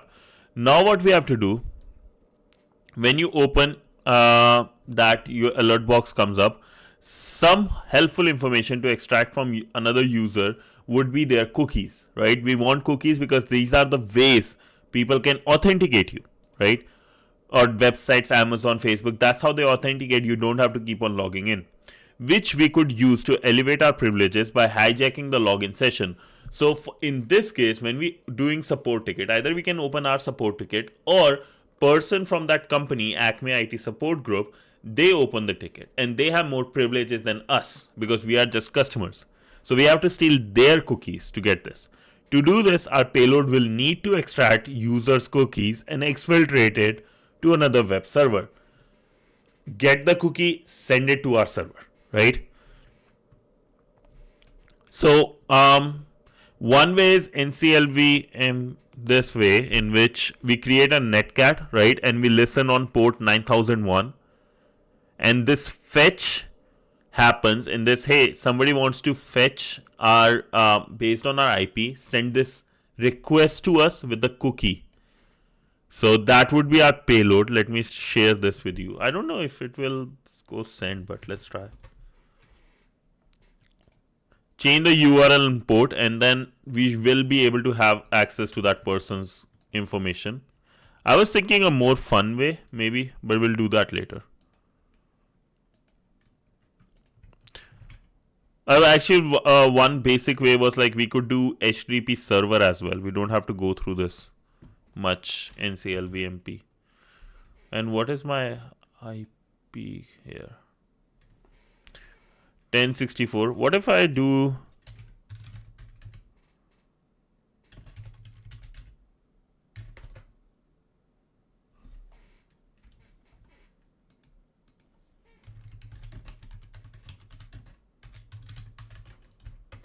a simple HTTP server using Python? I want to see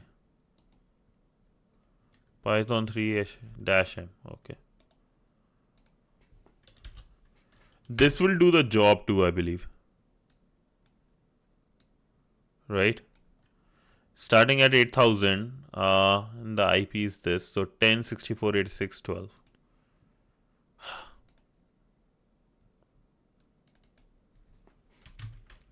Do you think this will work? Anyone here have ever tried something like this?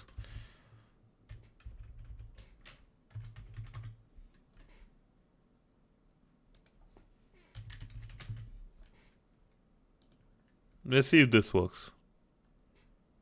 Right? Should work. Let's see. Oh, not another one.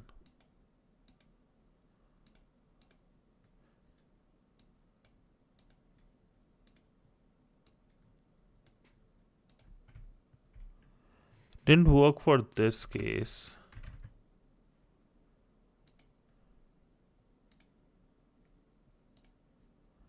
No. In real world it should work. That's one thing I know.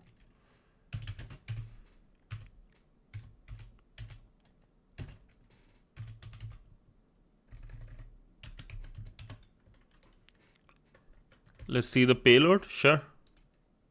Oh yeah, I might have made mistake there, right? Yeah.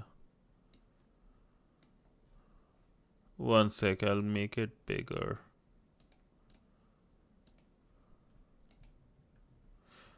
My payload here, let's see if I can just see.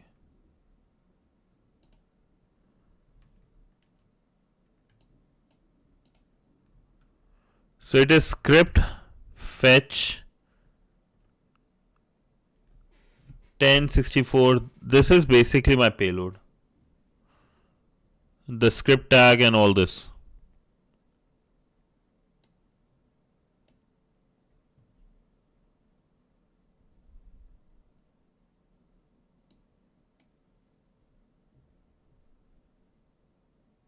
Wrong IP? Oh. It should be 86 and 12. 86 and 12. Yep. Like, this should work. I'm not that stupid. I'm pulling out a smart thing. Well, I did the dumb thing at the end anyways. I was like, I will look cool. Oh yeah, no need for netcat and all this. Just use Python and stuff. Yeah, ended up like and it didn't work well, man. That's why ego is not a good thing, lads. Ego is not a good thing. Yo, Rover, Dogbite, you here? Unknown, what's up? Yo. And I'll just grab this.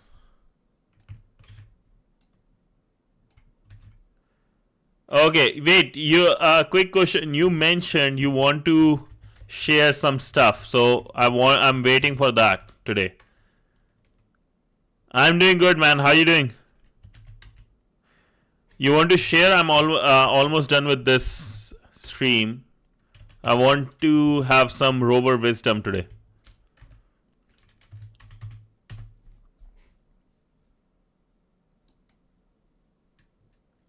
Dogbite. I was actually asking Dogbite. I thought you were about to share something here, right? Wait, let me run this first and then we'll do.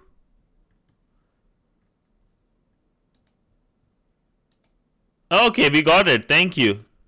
That's awesome. Thank you, Jake. Okay. What was the announcement? I thought like around history or something.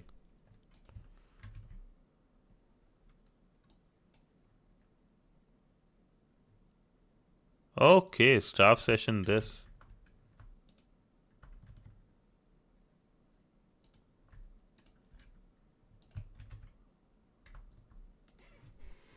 No, I have to get the whole staff session cookie only.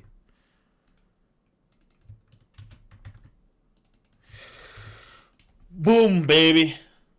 Mic drop. Come on, mic drop again. Okay, mic dropped.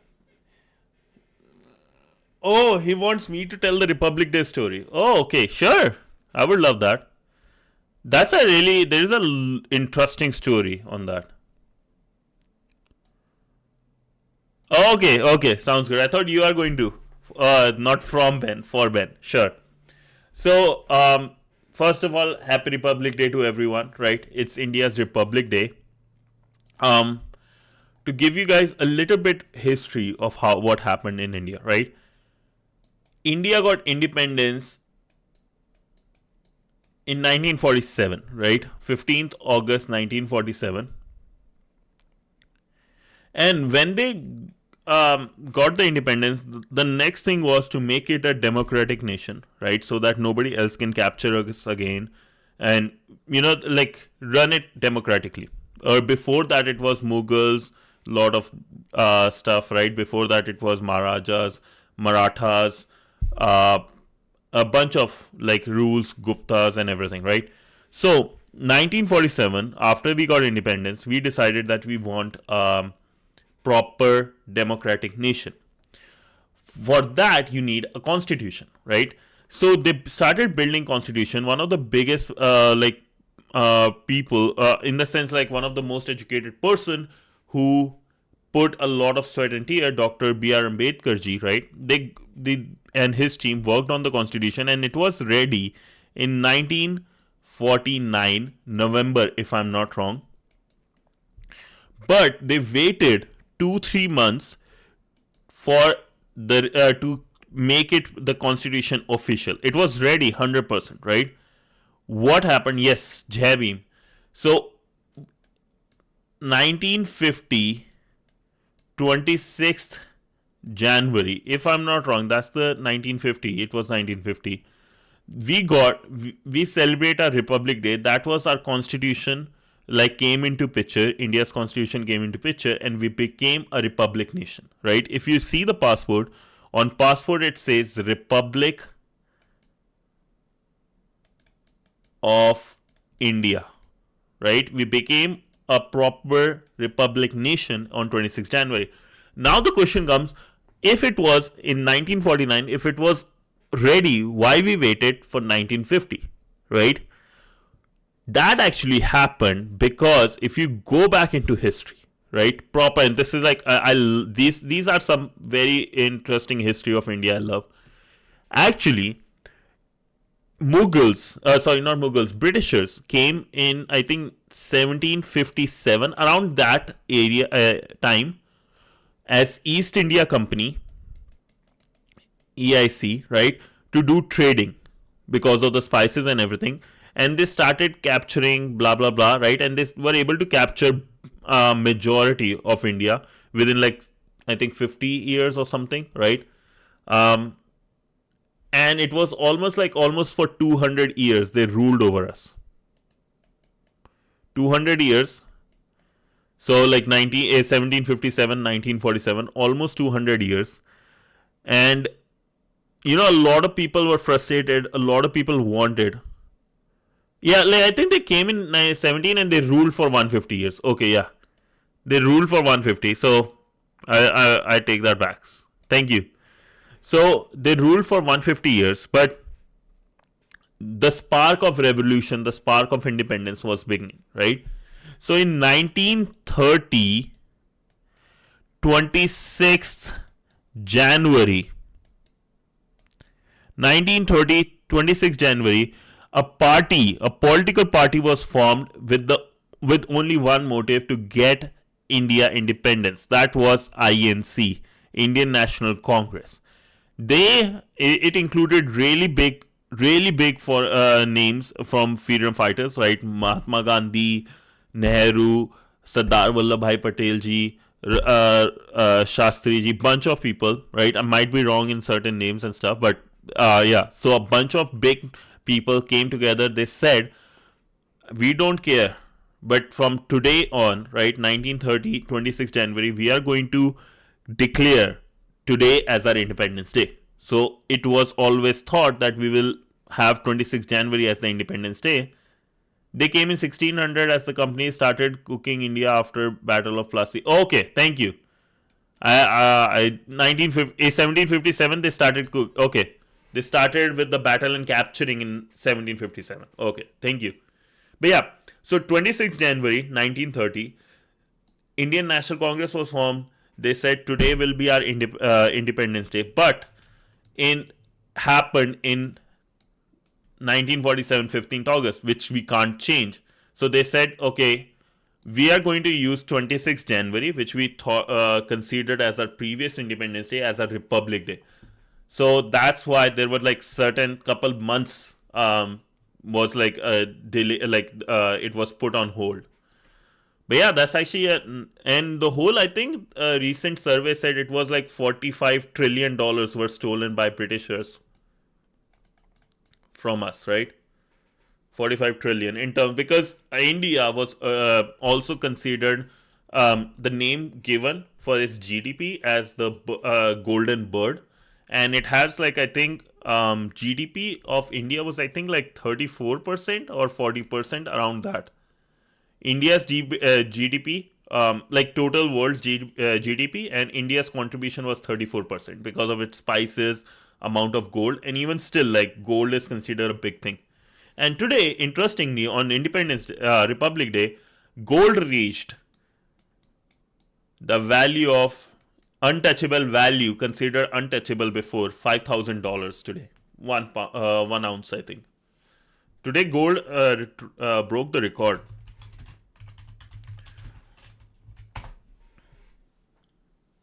Okay, never mind.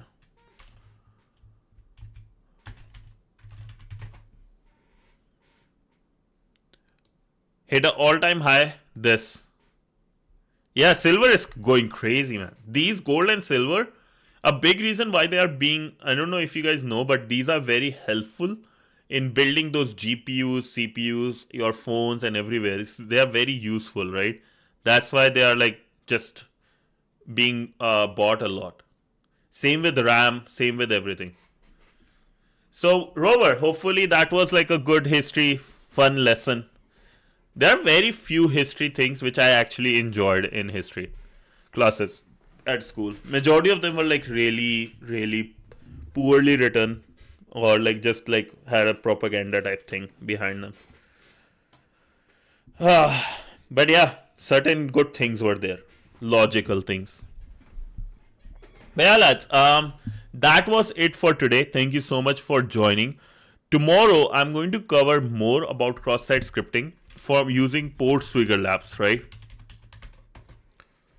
Yeah, it's just like I want like Marathas, I want Chandraguptas. Like we had like 6. They're like just whoever wrote this was a bunch of idiots. That's for sure.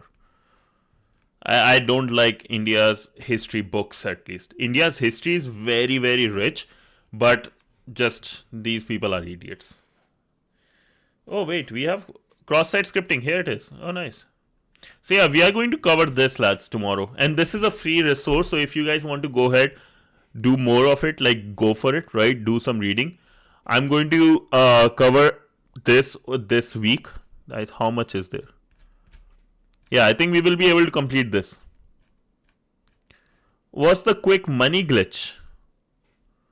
Quick money glitch. Patience. I think patience and faith is the best money glitch out there. I don't know about it is kind of quick actually, because if you go in bad things, right, you are going to be stressed. One day you will go down. That's you are just going to at one point you will pray that day comes fast, right? But if you have patience over time, over 5 years, 10 years, you will be rich. You just have to have faith and keep working hard. And just like invest properly, right? Have patience in the things you are doing. Don't invest blindly. Don't have blind XSS. Blind cross-site scripting is okay, not blind investments and blind faith. So have that.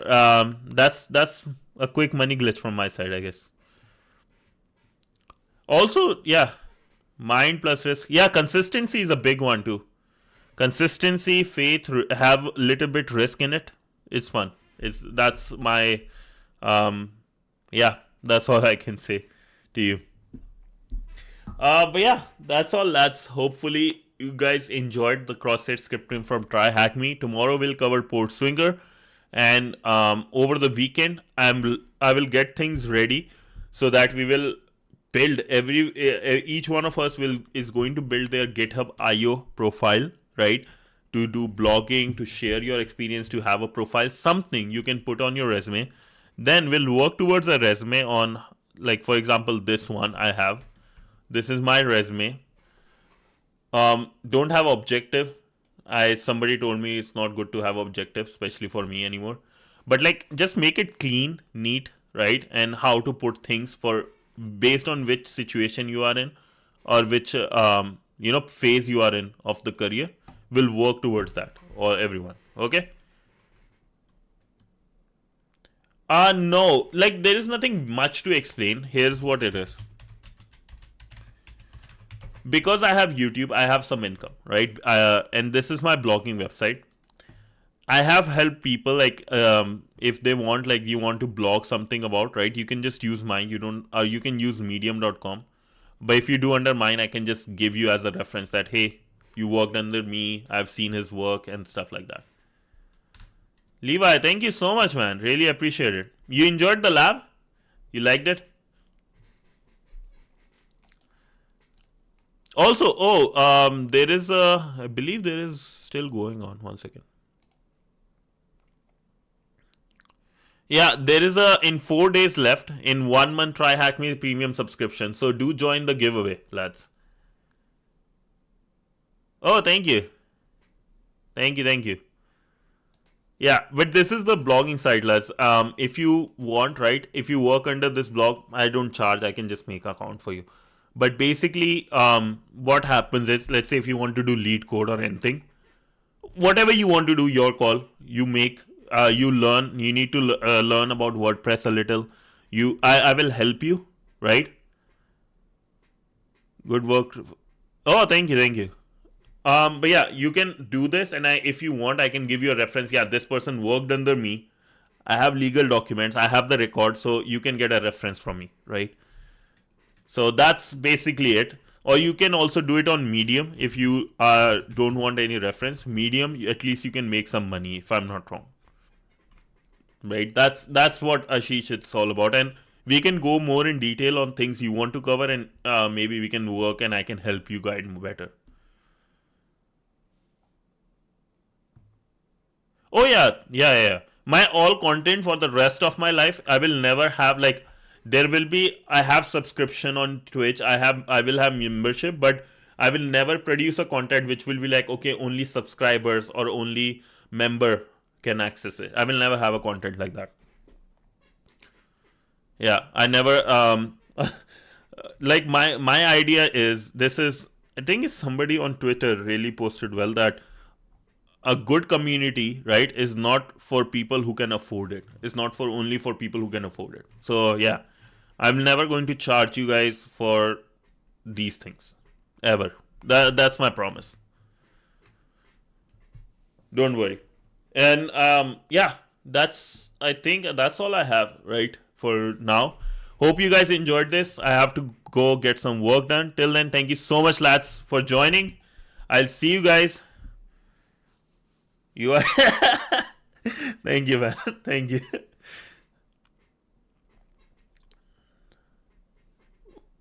Wait. Oh, like stock silver? Yeah, buy gold, bro. Buy gold. Buy digital gold if you can. If there are like services that help you with digital gold and silver, do that because then you can buy and sell them easily. Or always buy in, if you're buying for investment, buy in bullions. I think, or bullions, sorry, not bullions. Bullion, however you say it, like bars or coins that can easily sell. If you are not buying it to like have it, that's my idea. Yeah, to have that money glitch. Yes, you're right. You're right. But yeah, thank you so much, lads. Hope you guys enjoyed this. This was your favorite sniffer of packets, censored hacker, signing off with a big bye.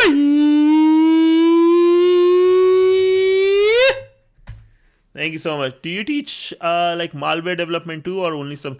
Malware development is something I do want to go into. But malware development, if you want, there is. I can share link really quickly here in the chat. 1 second. There is a couple of people on YouTube who actually teach better than me. And because I don't know malware stuff much anyways, so 1 second.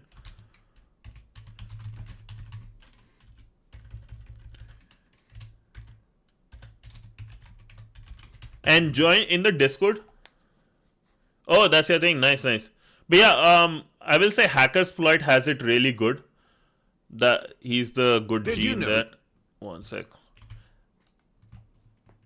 Yeah, once I get into more, once I do my penetration tester 1 in August, that's the plan, and hopefully after that we can look into either malware development or more things, for sure. Okay, till then, thank you so much, lads. Have a good one. Bye. Oh wait, bye. Peace out.